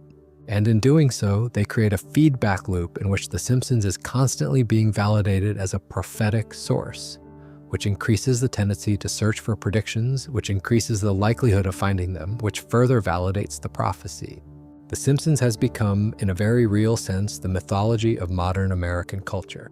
It is the shared story that everyone knows, the reference point that everyone understands, the text that everyone has read. And like all great mythologies, it appears to contain hidden truths, buried predictions, and secret knowledge that reveals itself only to those who study it carefully enough. The fact that these truths are coincidental and these predictions are statistical does not diminish their power. Myths have never needed to be literally true to be meaningful. They need only to feel true. And when you see the clip of Lisa Simpson referencing President Trump 16 years before Trump took office, it feels true in a way that no statistical explanation can entirely dispel. The prediction phenomenon is not a flaw in The Simpsons or a misunderstanding by its audience. It is a natural consequence of what the show has become over 36 years. It is what happens when a piece of culture becomes so vast, so dense, so integrated into the fabric of everyday life that it ceases to function as entertainment and begins to function as something closer to a mirror. The Simpsons does not predict the future. It reflects the present so thoroughly that the future recognizes itself in the reflection. And as long as the show continues, as long as it keeps producing content, as long as it keeps satirizing and exaggerating and extrapolating the absurdities of American life, it will keep appearing to predict what comes next. Not because it can see the future, but because it has already imagined everything the future could possibly contain. And that brings us to something even stranger than the predictions. Something that happens when a show becomes aware of itself. Something that lives in the space between the fiction and the audience, between the story and the storyteller. Because The Simpsons does not just predict the future, it watches itself predicting the future. It comments on its own existence. It breaks its own rules. And when it does, the results are some of the most unsettling moments in the entire history of the series. Before we continue, make sure to subscribe if you are enjoying this. Now let us step through the screen. Most television shows exist within their own boundaries. The characters do not know they are characters. The world of the show does not acknowledge the existence of the audience watching it. There is a fourth wall between the fiction and the viewer, and while some shows occasionally lean against that wall for comedic effect, very few tear it down entirely. The Simpsons has been tearing it down for decades. And what lives on the other side of that wall, what the show reveals when it acknowledges its own fictional nature, is not comedy. It is something closer to existential horror. The first major meta episode in the show's history is The Simpsons' 138th episode Spectacular, which aired in the 7th season. The episode is hosted by Troy McClure, the washed-up actor voiced by Phil Hartman, who presents a behind-the-scenes look at The Simpsons in the style of a network clip show. Troy takes viewers inside the fictional production of the show, showing deleted scenes, alternate endings, and viewer mail. The tone is light, comedic, and self-deprecating. But underneath the comedy, the episode is doing something profoundly strange. It is asking the audience to simultaneously accept two contradictory realities. In one reality, the Simpsons are a family living in Springfield. In the other reality, the Simpsons are characters on a television show being produced by a team of writers and animators. Troy McClure exists in a space between these realities, a character within the show who is also a host outside the show, commenting on the fiction from within the fiction. He is a fictional character describing his own fictionality, and the audience is asked to find this entertaining rather than terrifying. But the meta episodes become far more sophisticated and far more disturbing as the show progresses. Behind the Laughter, the season 11 finale, takes the concept to its next logical step. The episode is a pitch-perfect parody of VH1's Behind the Music, treating the Simpson family as real people who are also the stars of a television show called The Simpsons. In this version of events, Homer, Marge, Bart, Lisa, and Maggie are a real family from northern Kentucky whose lives were turned into a sitcom, and the fame and pressure of television stardom nearly destroyed them. The episode depicts the family dealing with contract disputes, drug problems, creative differences, and the slow erosion of their relationships under the weight of public scrutiny and commercial exploitation. Behind the Laughter is very funny. It is one of the most acclaimed episodes of its era, but it is also deeply unsettling if you sit with it long enough. The episode presents a version of the Simpson family that is being exploited by the entertainment industry. They are performers trapped in a show that demands their constant participation while offering them nothing in return but fame they did not want and money they cannot enjoy. The parallels to the real-world experience of the show's voice actors who have been locked in brutal salary negotiations and threatened with replacement are difficult to ignore. In the episode's central metaphor, a family that is simultaneously real and fictional, simultaneously living their lives and performing their lives for an audience, resonates with everything we have discussed about the show's treatment of its characters. The Simpsons are both a family and a product. They are both loved and consumed. They exist for our entertainment, and the entertainment requires them to suffer. The meta-awareness becomes more explicitly disturbing in later seasons. In Treehouse of Horror 33, there is a segment called Simpsons World, in which the Simpson family discovers that they are animatronic characters inside a theme park attraction. They gain self-awareness and realize that they are not real. They are machines built to perform the same routines over and over again for the amusement of visitors. The horror of this premise is not the animatronics themselves. It is the awareness. The characters discover that everything they thought was their life, their home, their relationships, their memories was programmed. They were built to repeat the same behaviors endlessly, to entertain an audience that watches them the way you watch fish in an aquarium, with detached amusement and no emotional investment in their inner lives. The segment takes this premise to its logical conclusion. The animatronic Simpsons, now aware of their imprisonment, attempt to escape. They fight their way out of the attraction and try to break free from the park entirely. Their goal is to reach the Bob's Burgers ride next door, to escape from The Simpsons and become characters in a different show. A show that might treat them better. A show where they might have a chance at something other than eternal repetition. The desperation of this escape attempt, our fictional characters trying to flee their own fiction, is played for comedy. But the underlying terror is real. The Simpsons know they are trapped. They know their lives are not real. They know they are performing for an audience that does not care about them as individuals. And they are trying, with everything they have, to get out. This theme of characters becoming aware of their own fictional imprisonment recurs throughout the later seasons of the show, with increasing frequency and increasing darkness. In Lisa the Boy Scout from the 34th season, the episode that addresses the coma theory and the prediction phenomenon, the show demonstrates a level of self-awareness that goes beyond comedy. The hackers in the episode threaten to release deleted scenes that would destroy the show. The implication is that there are truths about The Simpsons that, if revealed, would make it impossible for the show to continue. The characters are aware that their existence depends on the audience's willingness to not look too closely at the machinery that sustains them. They know that the show has secrets. They know that the secrets are dangerous. And they know that if the audience ever sees the full truth, the spell will be broken and the show will end. The 36th season takes the meta-horror to perhaps its most extreme expression in the episode commonly referred to as the Hack GPT finale. In this episode, an artificial intelligence system is given the task of writing the series finale of The Simpsons. The AI generates an ending in which everything in the show is resolved. Every character gets a conclusion. Every storyline reaches its natural endpoint. The AI does what no human writer has been willing to do in 36 years.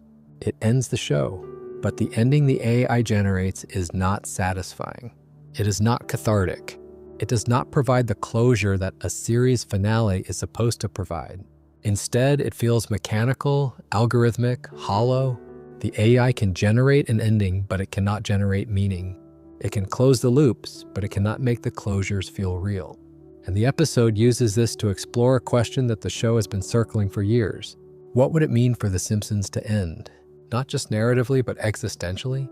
What happens to characters who have existed for 36 years when the fiction that contains them ceases to exist? Do they die? Do they disappear? Do they continue to exist somewhere in reruns and streaming archives and the memories of millions of viewers, trapped in an endless loop of their own greatest hits, performing the same episodes for an audience that has stopped paying attention but has not stopped watching? The meta-horror of The Simpsons is not that the characters know they are fictional. Many shows have played with that idea. The meta-horror of The Simpsons is that the characters sense something is wrong with their world but cannot fully articulate what it is. They live in a town where nobody ages. They exist in a reality where the same problems recur endlessly without resolution. They have been alive for over 3 decades and nothing has fundamentally changed. And occasionally, in moments of unprecedented clarity, they seem to grasp the edges of their own imprisonment. Homer has a look on his face that suggests he knows something is off. Lisa makes a comment that seems to acknowledge the absurdity of her eternal childhood. Bart rebels against authority in ways that feel less like mischief and more like a desperate attempt to break free from a pattern he cannot see but can feel closing around him. There is a concept in philosophy called the problem of eternal recurrence. Friedrich Nietzsche proposed a thought experiment in which you are asked to imagine that your entire life, every moment of joy and suffering, every triumph and failure, every breath and heartbeat, will repeat itself identically forever. The same events will happen in the same order for all eternity. You will live the same life, make the same choices, experience the same pain over and over, without end, without variation, without the possibility of change. Nietzsche asked whether you could bear this thought, whether you could accept the idea of eternal recurrence and still choose to live fully, whether you could love your life so completely that you would welcome its infinite repetition. The Simpsons is a dramatization of eternal recurrence. The family lives the same arcs. Homer gets into trouble. Marge forgives him. Bart acts out. Lisa tries to change the world. Maggie sucks her pacifier. The patterns repeat with surface-level variations, but no fundamental change. And the characters do not know they are repeating. They do not remember the previous iterations. Each episode is new to them, even though it is the same as the ones before. They are Sisyphus without the awareness of being Sisyphus. They are trapped in a loop, but they do not know there is a loop, which might be worse than knowing, because at least the prisoner who knows he is in a cell can dream of freedom. The prisoner who does not know he is in a cell simply lives his life, unaware that the walls exist, unaware that there is anything beyond them. The meta episodes of The Simpsons are the moments when the characters briefly become aware of the walls. They glimpse the cell. They sense the loop. They feel the weight of their own repetition pressing down on them. And then the episode ends, the awareness fades, and they return to the loop, to the cycle, to the eternal present of Springfield, where nothing ever changes and nobody ever grows old and nobody ever escapes. There is an episode in the 23rd season called Them Robot, in which Mr. Burns replaces all the workers at the nuclear power plant with robots. Homer is the only human employee left. He wanders through the plant, surrounded by machines that do his job better than he ever could. He is obsolete. He is unnecessary. He is alive in a world that no longer needs him. The episode is about automation and economic displacement, but it functions as a metaphor for the show's own relationship with its characters. The Simpsons are maintained by a machine, the television production apparatus that generates new episodes year after year. The characters go through their motions, hitting their marks, delivering their lines, but the machine could replace them. The machine does not need Homer Simpson. It needs a character who acts like Homer Simpson, who sounds like Homer Simpson, who performs the function of Homer Simpson within the narrative structure of the show. The character is a component. The individual is irrelevant.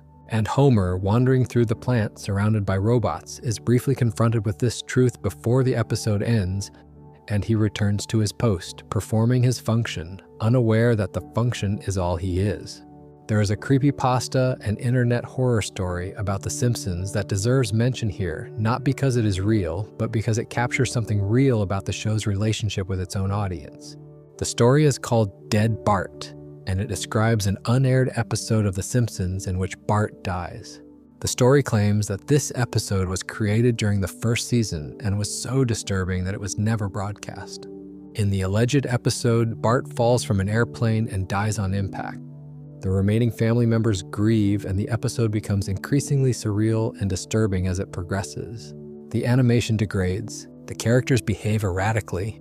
The episode ends with a shot of Bart's gravestone, and surrounding it are the gravestones of other characters, each bearing a date of death that corresponds to the actual future death date of the celebrity who voiced them. The story claims that the episode accurately predicted the deaths of real people before they happened. Dead Bart is fiction. It is a horror story written for the internet. It does not describe a real episode, but its viral spread and its persistent presence in Simpsons fan culture reveals something important about how people relate to this show. The creepypasta works because it is plausible. Not literally plausible, but emotionally plausible. The Simpsons is old enough and dark enough and strange enough that the idea of a hidden episode too disturbing to air does not feel absurd.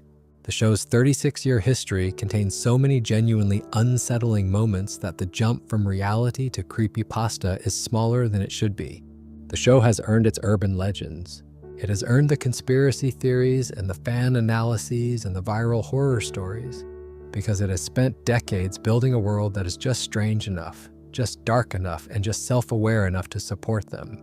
The meta-horror of The Simpsons is ultimately the horror of consciousness trapped inside a system it cannot understand or escape.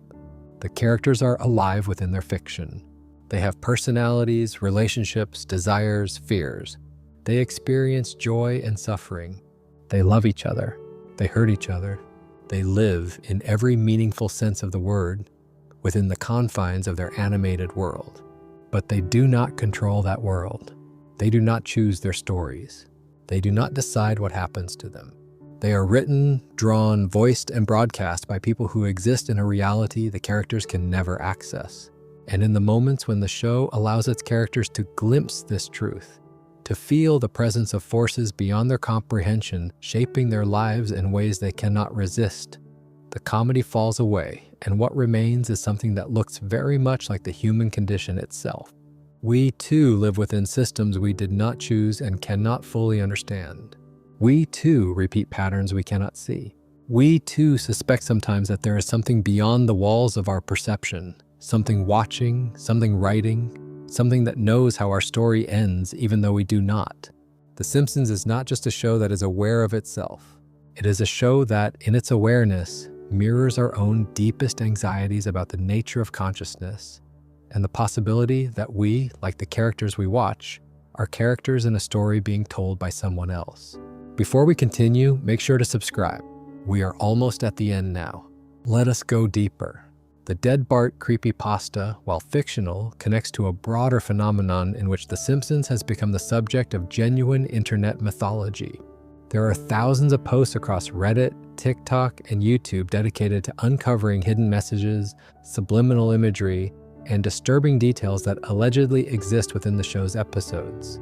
Some of these discoveries are real. The show has embedded hidden jokes, coded references, and Easter eggs throughout its run, and dedicated fans have spent years cataloging them. But many of the alleged discoveries are fabricated, exaggerated, or the product of pareidolia, the human tendency to perceive meaningful patterns in random or ambiguous stimuli. People see faces in the clouds, they hear words in static, and they find dark messages in the background art of a 36-year-old cartoon. The fact that the show provides just enough genuine hidden content to validate the search ensures that the search never ends. There is always another episode to examine, always another frame to freeze, always another background detail that might contain something the casual viewer missed. The Simpsons has created an infinite archive of potential discovery, and the human compulsion to find patterns ensures that the archive will always yield results, whether those results are real or imagined. This connects to a deeper truth about the relationship between The Simpsons and its audience. The show is not just watched. It is studied. It is decoded. It is subjected to a level of textual analysis that was once reserved for religious scripture and literary classics. Fans dissect individual frames, map the geography of Springfield, create timelines that attempt to reconcile decades of contradictory continuity, and build elaborate theories about the show's hidden meanings. This is not casual viewership, this is devotion. And like all devotion, it transforms the object of its attention into something more than what it originally was.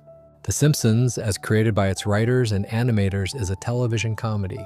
The Simpsons, as interpreted by its most dedicated fans, is a sacred text that contains the secrets of American culture, the patterns of the future, and the hidden truths of the human condition. The gap between these two versions of the show is enormous, and it is in that gap that much of the show's mystique resides. The show has also become a vessel for something that might be called collective memory. For people who grew up watching The Simpsons, the show is not just entertainment. It is a repository of their childhood. Specific episodes are tied to specific memories. The sound of the theme song triggers associations that go far beyond the content of the show itself. It triggers the memory of watching with parents, of laughing with siblings, of the room you were sitting in, and the food you were eating, and the way the light came through the window on a Sunday evening in 1996. The Simpsons has absorbed the personal histories of millions of people. It has become inseparable from the lives of its viewers. And because the show never changes, because it exists in its eternal present, it serves as a kind of time capsule that preserves not just the episodes themselves, but the experiences of watching them. When you put on an episode of The Simpsons from 1994, you are not just watching a cartoon. You are returning to 1994. You are returning to the person you were when you first watched that episode. You are returning to a world that no longer exists except inside the amber of the show's unchanging fiction. This is part of why the show functions so powerfully as a sleep aid. Falling asleep is an act of surrender. It requires letting go of control, letting go of consciousness, letting go of the present moment. And the thing that makes this surrender easiest is the familiar, the predictable, the unchanging. A lullaby works because the child has heard it before. The rhythm is known. The melody is expected. There are no surprises. And The Simpsons, for an entire generation, functions as a lullaby. The voices are known. The rhythms are expected. The jokes have been heard 1,000 times. There are no surprises. Nothing can go wrong because nothing can change. And so the viewer surrenders to sleep, cradled by the sound of a family that will never leave, never change, never grow old, and never stop performing their familiar routines in their familiar town. The comfort is real, but underneath the comfort is the same darkness we have been exploring all night. The reason the show never changes is the same reason the show is disturbing. The reason it soothes is the same reason it traps. Comfort and horror are the same thing, viewed from different angles. Consider for a moment the experience of watching The Simpsons for the first time in decades. Many adults have had this experience. They grew up watching the show as children or teenagers. They drifted away from it during their 20s. And then, years later, they return. They put on an episode they have not seen since they were 12. And the strangest thing happens. The show has not changed, but they have. They see things they did not see before. They notice the darkness in Homer's drinking. They recognize the sadness in Lisa's isolation. They understand Marge's exhaustion in a way that was invisible to them when they were children. The show is the same. The viewer is different. And the gap between who they were when they first watched and who they are now generates a kind of melancholy that is unique to The Simpsons. Because the show's permanence throws their own impermanence into sharp relief. They have aged. They have changed. They have lost people and gained people and moved through the decades of their lives. And The Simpsons are exactly where they left them. Homer is still at Moe's. Bart is still in the 4th grade. Lisa is still 8. Maggie is still a baby. The house at 742 Evergreen Terrace is still standing. Everything is exactly the same. And the viewer, standing in the wreckage of their own changed life, looking at a show that has not changed at all, feels something that is both comforting and devastating. The comfort of return, the devastation of realizing that they can never actually return. They can watch the same episodes. They can hear the same voices, but they will never again be the person who watched those episodes for the first time. That person is gone. Only the show remains. This is the final layer of The Simpsons' relationship with time. The show does not just depict characters trapped in an eternal present. It becomes, for its viewers, a monument to their own lost pasts. The show is a fixed point in a universe of change. It is the one thing that stays the same while everything else transforms. And this fixity, this permanence, this refusal to change is both the show's greatest gift and its deepest source of sadness. It gives viewers a place to return to, but it also reminds them every time they return that they themselves are not fixed. They are aging. They are changing. They are moving toward an end that The Simpsons will never reach. The viewer will die. The show will continue. The loop will persist long after the person watching it has stopped watching anything at all. There is a scene in the 23rd season in the episode The Book Job, in which Lisa discovers that the books she loves are not written by individual authors with personal visions, but by teams of corporate ghostwriters following market-tested formulas. The books she thought were personal expressions of creativity were actually products of a machine designed to generate content that sells. Lisa is heartbroken, not because the books are bad, they are still enjoyable, but because the meaning she assigned to them was based on a false premise. She thought she was connecting with an artist. She was connecting with a system. This scene, whether the writers intended it or not, serves as a commentary on The Simpsons itself.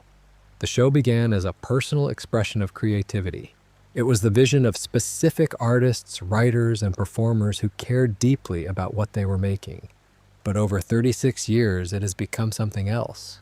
It has become a system, a machine, a content engine that produces episodes according to formulas and patterns and commercial imperatives. The individual voices that define the golden age are gone, replaced by a process that can generate acceptable Simpsons episodes indefinitely.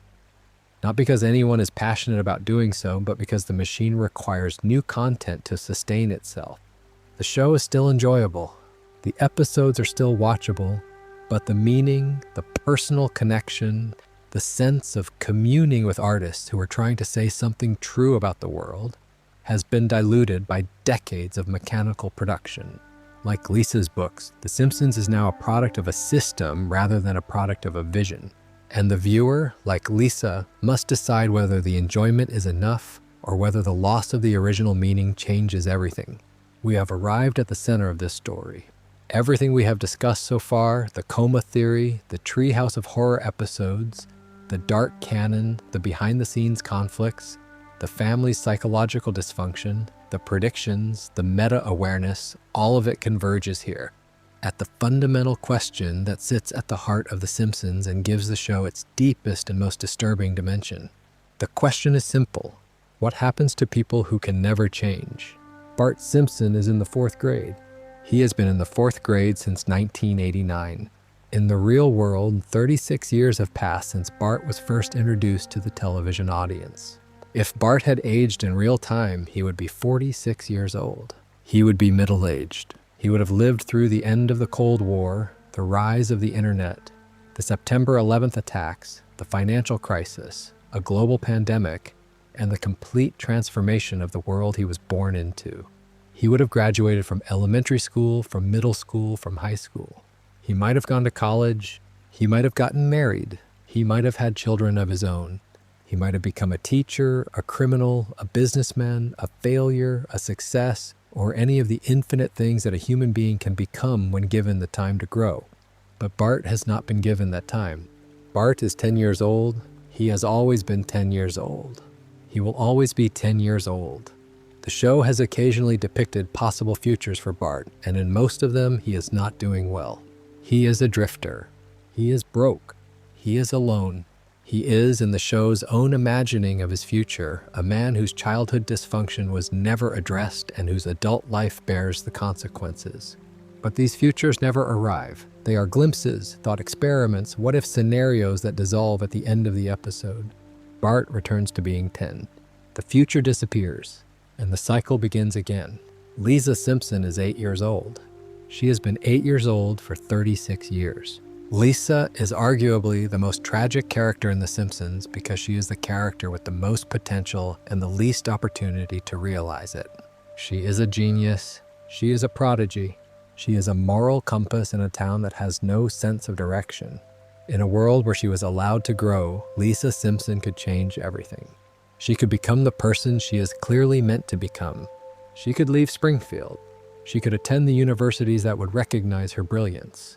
She could make the contributions to science, to art, to politics, to society that her gifts have prepared her for since she was old enough to speak. But she cannot grow. She will never be 9. She will never be a teenager. She will never be an adult. The show has shown us what Lisa could become, and then it has taken that future away, not through cruelty or tragedy, but through the simple, implacable mechanism of its own format. Lisa Simpson is sentenced to eternal childhood in a town that will never appreciate her. And the sentence has no end date because the show has no end date.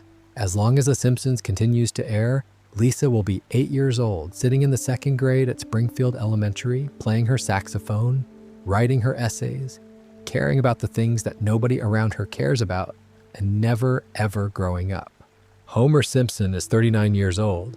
He has been 39 years old for 36 years. If Homer had aged in real time, he would be 75. He would be an old man. He would have retired from the nuclear power plant, or been fired, or been killed in one of the many accidents that his incompetence has caused. He would have seen his children grow up. He would have become a grandfather. He might have finally addressed his alcoholism, or he might have died from it. He would have had to confront the consequences of his choices, the decades of neglect, the violence toward his son, the emotional absence from his family, the addiction that has defined his adult life. But Homer does not have to confront these consequences because Homer does not age. He exists in a state of perpetual middle-age crisis, always 39, always at the same point in his life, always making the same mistakes and always being forgiven for them, and always starting over as if nothing happened. His life is a treadmill. He runs and runs and runs and never moves forward. He is locked in an eternal present where the same problems recur, and the same solutions fail, and the same patterns repeat. Not because he chooses to repeat them, but because the structure of his existence does not allow for anything else. Marge is 36. She has been 36 for 36 years. Think about that for a moment. In real time, Marge has been the same age for exactly as long as the show has been on the air. She was introduced as a woman in the middle of her life, and she has remained in the middle of her life for as long as many of her viewers have been alive. Marge will never experience menopause. She will never become an empty nester. She will never have the conversation with Homer where they look at each other across a quiet house and figure out who they are without children underfoot. She will never grow old with the man she married. She will never sit on a porch and remember the life she lived. She is frozen at 36 in a marriage that never evolves, in a house that never empties, in a life that never progresses toward anything. She is not living. She is looping. And Maggie. Maggie is 1 year old. She has been 1 year old for 36 years. Maggie has been a baby for longer than most human beings live. She has been unable to speak, unable to walk reliably, unable to feed herself, unable to express her needs or her feelings or her identity for over 3 decades. She has watched her family through the bars of her crib for 36 years, sucking her pacifier, witnessing everything, participating in nothing. If there is a character in The Simpsons whose situation most closely resembles a genuine horror scenario, it is Maggie. She is a conscious being trapped in an infant's body, denied language, denied autonomy, denied the most basic forms of self-expression for an eternity. And nobody around her seems to notice or care that she has been a baby for an impossibly long time. In the world of the show, this is normal. In any other context, it would be a nightmare. The eternal present of The Simpsons creates a particular kind of existential horror that is different from any other form of fictional suffering. It is not the horror of something terrible happening. It is the horror of nothing ever changing. The characters are not tortured. They are not imprisoned in any conventional sense. They are not being punished for crimes they committed. They are simply alive permanently in a state of unchanging repetition without the possibility of growth, resolution, or release. They cannot learn from their mistakes because they are not allowed to remember them between episodes. They cannot evolve as people because evolution requires the passage of time, and time does not pass in Springfield. They cannot escape because escape would require them to leave the show, and the show will not let them leave. They are, in the most literal sense possible, stuck. Think about what this means for the emotional lives of these characters, if we grant them emotional lives. Homer loves Marge. He loves her genuinely, deeply, and consistently across 36 years of episodes. But his love cannot deepen because it cannot be tested by time. It can be tested by individual crises, by infidelity scares and separation, and the various dramatic events that befall sitcom marriages. But it cannot be tested by the slow, quiet challenge of growing old together, of watching each other change, of having to love a person who is no longer the person you married because time has transformed them. Homer and Marge's love exists in a jar. It is preserved. It does not age. It does not evolve. It does not face the real challenges that real love faces over the course of decades. And in its preservation, it loses something essential. Real love is not static. Real love is a process, a negotiation, a continuous act of choosing someone who is continuously changing. Homer and Marge do not have this. They have the appearance of love without its substance. They have the image of devotion without the lived experience of devotion over time. They are, in a sense, performing love rather than living it. The same analysis applies to every relationship in the show. Bart and Lisa's sibling dynamic is frozen in its elementary school configuration. They will never have the adult relationship that siblings develop when they leave home, when they choose to be in each other's lives rather than being forced to by proximity. They will never call each other on the phone as adults to check in, to reminisce, to process the shared trauma of their childhood with the distance and perspective that adulthood provides. They will never be equals. They will always be a 10-year-old and an 8-year-old, locked in the patterns of childhood rivalry and reluctant affection that define their interactions. The richest, most complex phase of the sibling relationship, the adult phase, the phase where you choose each other, will never come for them. Homer and Bart's relationship will never evolve past the strangling. Homer will never have the conversation with his adult son where he apologizes for the violence, where he tries to explain, where he fails to explain, where the apology is insufficient. And both of them know it, but the attempt itself is a kind of healing. Homer will never see Bart become a man and recognize himself in his son's struggles. Bart will never look at his father with the complicated mixture of love and resentment and understanding that adult children feel toward parents who damaged them. That conversation, that reckoning, that moment of painful, imperfect grace is impossible in a show where the child never grows up and the father never grows old. Compare the situation of the Simpson family to the characters in other long-running animated shows. The characters on South Park also do not age, but South Park has never tried to be emotionally realistic. The characters in that show are vehicles for satire, not subjects of psychological analysis. They do not have the inner lives that the Simpson family has been given. The Simpsons is different because it has invested decades in making its characters feel real. It has given them backstories, motivations, fears, dreams, and moments of genuine emotional depth. The show has, at its best, made the audience care about these characters as if they were real people. And then it has trapped those characters in a format that denies them the one thing real people need more than anything else: the ability to change. The Rick Sanchez comparison from Rick and Morty is instructive here. Rick knows the universe is meaningless. He knows that nothing matters. He knows that his suffering is pointless and his existence is arbitrary. And this knowledge destroys him. Rick is a genius who has seen the truth of the universe and been broken by it. He drinks. He pushes people away. He oscillates between nihilistic cruelty and desperate hidden tenderness.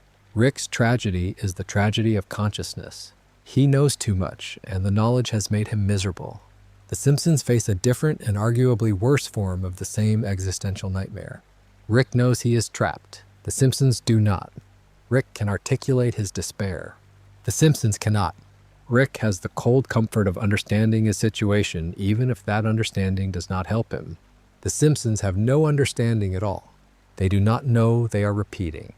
They do not know they are trapped. They do not know that their lives are loops, that their growth is impossible, that their futures have been canceled. They simply exist day after day, episode after episode, experiencing what feels to them like a continuous life, but is, from the outside, an endless repetition of the same limited set of experiences.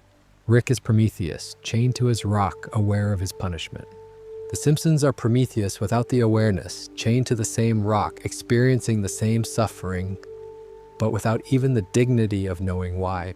In March 2025, Disney Plus launched a dedicated Simpsons streaming channel that plays episodes of The Simpsons continuously, 24 hours a day, 7 days a week.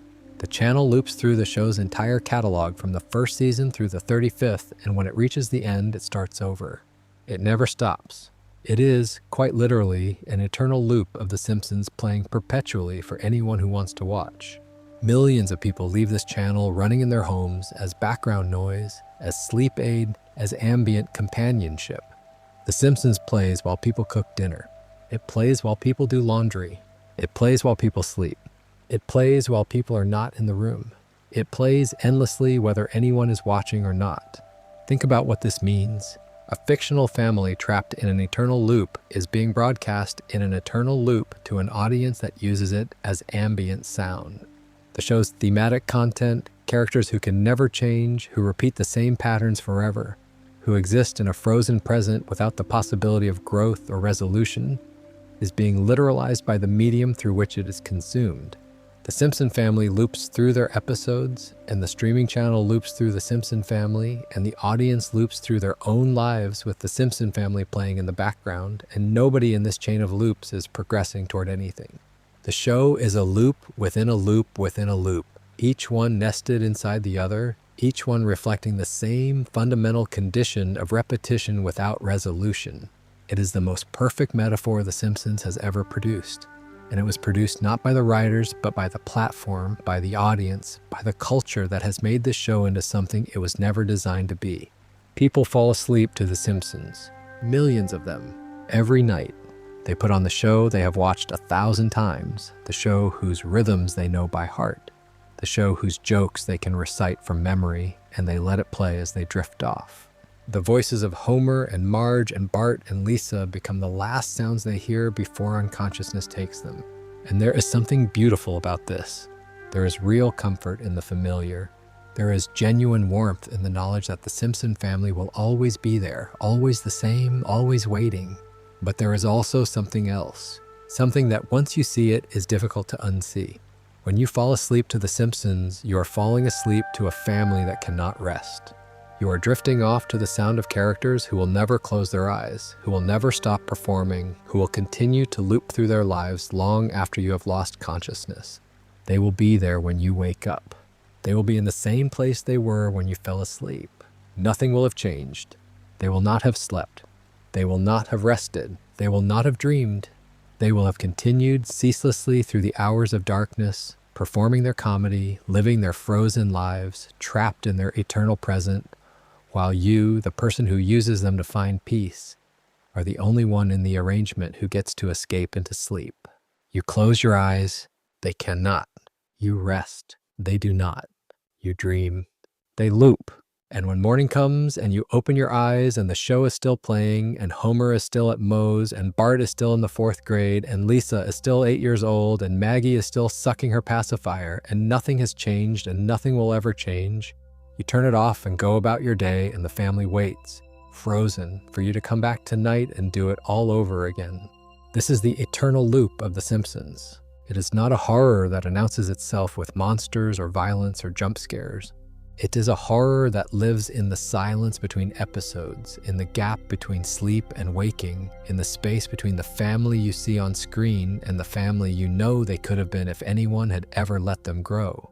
It is the horror of stasis disguised as comfort, the horror of repetition disguised as tradition, the horror of a family that will never age, never change, never escape, and never even know that escape was possible.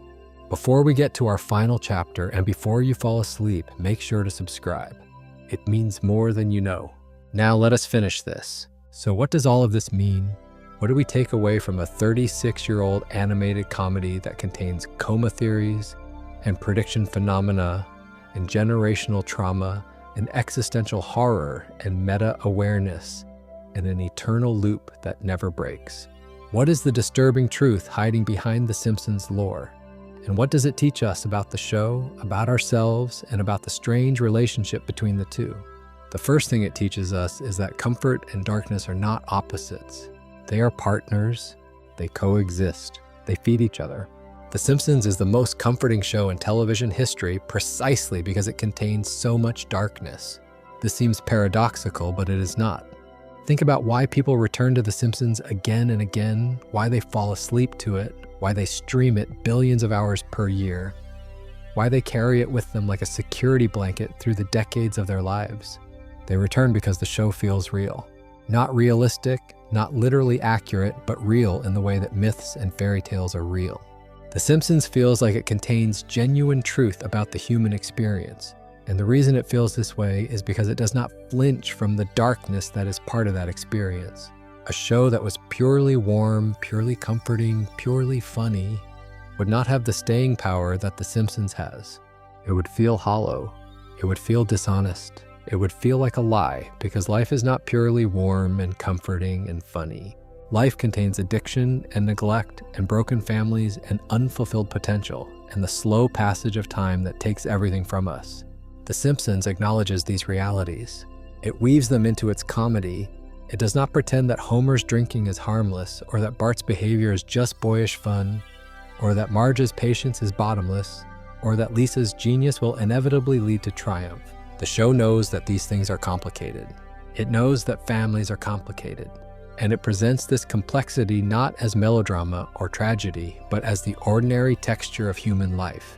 The kind of thing that happens in every household, in every town, in every family that has ever tried to hold itself together against the forces that pull families apart. This is why The Simpsons endures. Not because it makes us laugh, although it does. Not because it predicts the future, although it appears to. Not because it is comforting, although it is. The Simpsons endures because it tells the truth about what it means to be a family. And the truth is that being a family is the most wonderful and most terrible thing a human being can experience. It is love and it is damage. It is devotion and it is neglect. It is the people who know you best and the people who hurt you most. It is the thing you cannot escape and the thing you would never want to escape. The Simpsons captures all of this, all of the contradiction and complexity and pain and beauty of family life, and it does it inside a cartoon about a yellow man who strangles his son and drinks too much and works at a nuclear power plant. The form is absurd, the content is true, and the gap between the form and the content is where the show's power lives. The coma theory endures not because it is correct, but because it articulates something people feel about the show. People feel that The Simpsons changed at some point. They feel that the early seasons had something the later seasons lack, a groundedness, an emotional honesty, a connection to reality that gradually dissolved as the show continued. The coma theory gives this feeling a narrative. It says the show changed because Homer is dying. The early seasons are real memories. The later seasons are dying dreams. The theory transforms a quality decline into a tragedy. And in doing so, it makes the decline meaningful.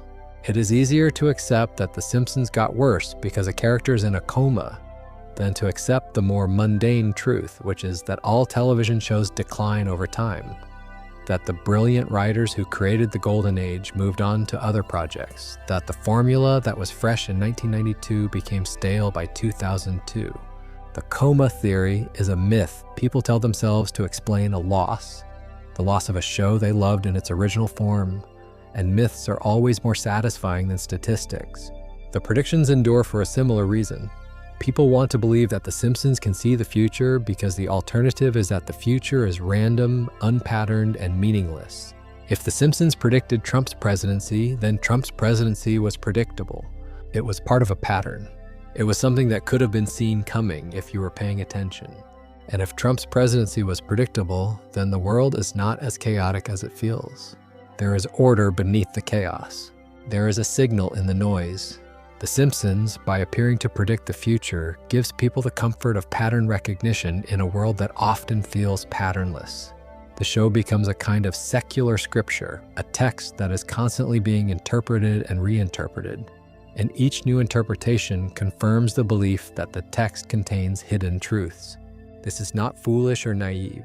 It is a deeply human response to the uncertainty of existence. People have always looked for signs and portents in the texts that matter to them. The Simpsons just happens to be the text that matters most to the current generation. The Treehouse of Horror episodes endure because they satisfy a need that the regular episodes cannot. The need to see what would happen if the rules were removed. The need to see the worst-case scenario. The need to confront the darkness that the comedy normally keeps at bay. Every year, for one episode, the show allows itself to be honest about its most destructive impulses, and the audience watches with a mixture of horror and relief. Horror at what is being depicted, and relief that it is being depicted at all. The Treehouse of Horror is a release valve. It lets the pressure out. It acknowledges that beneath the surface of this friendly, familiar, comforting show, there is something else.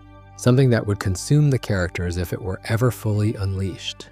The fact that the show acknowledges this darkness once a year and then puts it away and returns to comedy is itself a metaphor for how most people deal with the darkness in their own lives. We confront it briefly. We feel its weight. And then we put it back in its box and go about our business because the alternative, living with the full awareness of everything that could go wrong, is unbearable. The family psychology of The Simpsons endures because it is the most honest depiction of family dynamics in the history of American television. No other show has captured the specific mixture of love and dysfunction that defines most real families with the precision and consistency that The Simpsons has maintained for over 3 decades. Every family has a Homer. Every family has a Marge. Every family has children who are struggling in ways the adults do not fully understand.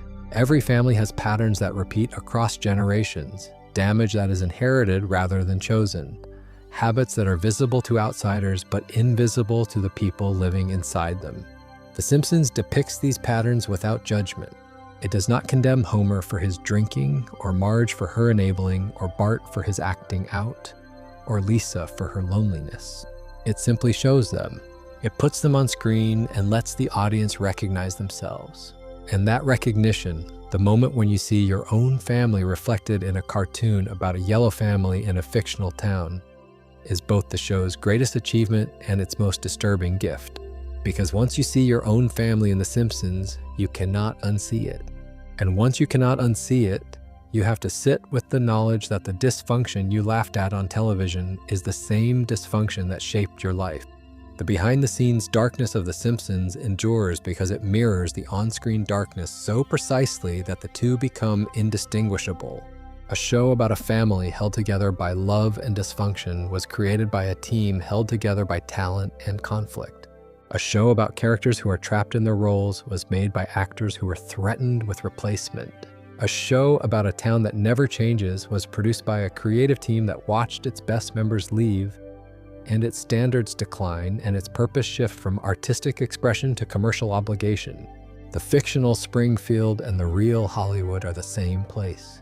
They are both environments where creative people are exploited, where money distorts relationships, where the original vision is gradually compromised by the demands of the machine, and where everyone involved knows this is happening, but nobody can stop it, because stopping it would mean ending the thing that sustains them all. And the eternal loop, the most disturbing dimension of all, endures because it is not just a feature of The Simpsons. It is a feature of the human condition. We all live in loops. We all repeat patterns. We all make the same mistakes our parents made. We all know on some level that we are stuck, that we are cycling through the same conflicts and the same emotions and the same failures. That the person we are today is not fundamentally different from the person we were 10 years ago or 20 years ago.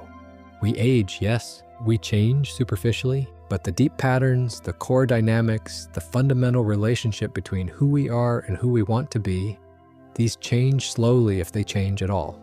We are, in our own way, as trapped as The Simpsons. We are just as unable to break free from the loops that define us. The only difference is that we age while we loop. Our bodies change even if our patterns do not.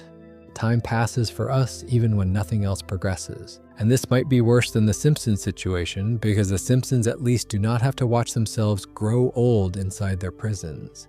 We do. The Simpsons teaches us that the things we use for comfort often contain the things we most need to confront. The show is a comfort, it is a refuge. It is the thing people reach for when the world is too loud and too frightening and too unpredictable. But inside that comfort is a mirror, and the mirror shows us things we would rather not see. It shows us our addictions and our neglect and our failed potential and our generational damage and our inability to change. It shows us families that love each other and hurt each other in equal measure. It shows us a world that is funny and sad and cruel and beautiful all at the same time. It shows us ourselves. And the fact that it shows us all of this while making us laugh, while making us feel safe, while making us feel at home, is the most disturbing truth of all. Because it means that the darkness is not separate from the comfort. The darkness is the comfort. We are comforted by The Simpsons because the show acknowledges the truths that we are too frightened to acknowledge in our own lives. We feel safe with The Simpsons because the family is honest about its brokenness in a way that our own families rarely are. We fall asleep to The Simpsons because the sound of a family that cannot change is paradoxically more soothing than the silence of a world that changes constantly. The show has been on the air for 36 years. It will almost certainly continue for years more. The characters will not age. The town will not change. Homer will still drink at Moe's. Marge will still wait at home. Bart will still be in the 4th grade. Lisa will still play her saxophone. Maggie will still suck her pacifier. And millions of people will still fall asleep to the sound of their voices, night after night, year after year, finding comfort in the one family that promises to always be there, always be the same, always be waiting when you come back. There is something beautiful in that promise, something genuinely warm and good and human. The Simpsons, for all its darkness, for all the disturbing truths hiding in its lore, is fundamentally a show about love. Homer loves Marge. Marge loves her children. Lisa loves her family even when her family cannot understand her. Bart loves his parents even when his father is choking him. Maggie loves them all silently from behind her pacifier, in whatever wordless way a baby who has been a baby for 36 years can love. The love is real. It is messy and imperfect and frequently inadequate, but it is real. It survives everything the show throws at it. It survives alcoholism and neglect and violence and betrayal and the slow erosion of time. It survives because the show understands something fundamental about love that more sophisticated and more serious programs often miss. Love does not require perfection. Love does not require growth. Love does not even require change. Love requires only the stubborn, irrational, sometimes self-destructive commitment to staying, to being there, to showing up imperfectly, inadequately, but consistently. Homer Simpson is a terrible father by any objective measure, but he is there. He is always there. He never leaves. He never gives up. He never stops showing up, however badly, however drunkenly, however violently. And there is something in that refusal to leave, that absolute unwillingness to abandon his family no matter how badly he treats them, that constitutes a kind of love so primal and so powerful that it transcends all the damage it coexists with. This is the final disturbing truth hiding behind The Simpsons lore. The show is dark, the characters are trapped, the patterns are unbreakable, the loop is eternal, the family is dysfunctional in ways that would require professional intervention in the real world. And yet, despite all of it, the love holds. Despite everything, the family survives. Despite every reason they have to fall apart, they stay together. Not because staying together is healthy. Not because staying together is wise. Not because staying together serves anyone's best interests. But because that is what families do. They stay, they endure. They loop through the same patterns and make the same mistakes and hurt each other in the same ways, and they keep going. They keep showing up. They keep trying and failing and trying again. This is not a happy ending. It is not an ending at all. It is the permanent, unchanging, sometimes beautiful, sometimes terrible condition of being a family.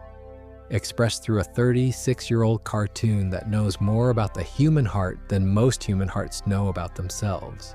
The Simpsons will be on when you wake up tomorrow. They will be in the same place they were tonight. Nothing will have changed.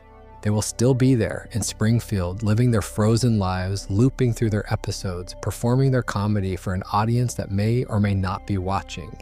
And if you put them on again, if you let their voices fill your room as you settle in for another night, you will hear the same jokes and the same music and the same familiar rhythms that have accompanied you for as long as you can remember. And it will feel like home. It will feel safe. It will feel warm. Because it is all of those things. It is home and safety and warmth. And it is also a prison and a loop and a mirror and a warning. It is all of these things at once, because that is what 36 years of storytelling produces. Not a single truth, not a simple answer, but a vast, complicated, contradictory, beautiful, disturbing, endlessly rewatchable depiction of what it means to be alive, to be a family, and to keep going even when going means going nowhere at all. Thank you for staying with me through all of this. If this video meant something to you, if it changed the way you think about a show you have been watching your whole life, consider subscribing. We make videos like this regularly, long, slow, deep explorations of the stories and the ideas that shape our culture. And if you are falling asleep right now, that is okay. That is what this video is for. The Simpsons will be here when you wake up. They always are. Good night. But wait, there is one more thing, one small detail that I have saved for the very end, because it is the detail that more than any other captures everything we have been talking about tonight. In the show's 4th season, in the episode Homer the Heretic, God tells Homer that he will learn the meaning of life when he dies. Homer asks if he can know sooner, and God says, "You can't wait 6 months?" 6 months later, Homer fell into a coma. We talked about this at the beginning. We discussed the theory that Homer never woke up. We examined the evidence and the counter-evidence in the show's response. But there is something we did not talk about. Something about that original conversation between Homer and God that is easy to overlook but impossible to forget once you notice it. God told Homer he would learn the meaning of life when he died. Homer asked if he could learn it sooner, and God said no. God said Homer had to wait. The meaning of life would be revealed at the moment of death and not a moment before. Now think about what that means in the context of the coma theory. If Homer is in a coma, if everything we have watched for the last 30+ years has been the dying dream of a man lying in a hospital bed, then Homer is waiting. He has been waiting for 36 years. He has been waiting in his coma, in his dream, for the moment when God's promise will be fulfilled. The moment when the dream ends and the meaning is revealed. The moment of death. But the show has not ended. The dream has not ended. The coma continues. The episodes continue. The loop continues. And Homer continues to wait. He has been waiting for the meaning of life for over 3 decades. He has been dreaming and suffering and repeating and looping and waiting all this time for the answer to the question he asked God in 1992. And the answer has not come. Because the show has not ended. Because the dream has not ended. Because the coma has not ended. Because the loop, the eternal, unbreakable, endlessly repeating loop of The Simpsons will not let Homer die. It will not give him the meaning of life, because that meaning can only come at the end, and there is no end. There is only the next episode, and the next, forever. Homer Simpson asked God for the meaning of life, but God told him to wait, and Homer has been waiting in a coma, in a dream, in a loop for 36 years. The longest wait in television history for an answer that, as long as the show continues, will never come. Good night. Sleep well. The Simpsons will be here when you wake up. They always are.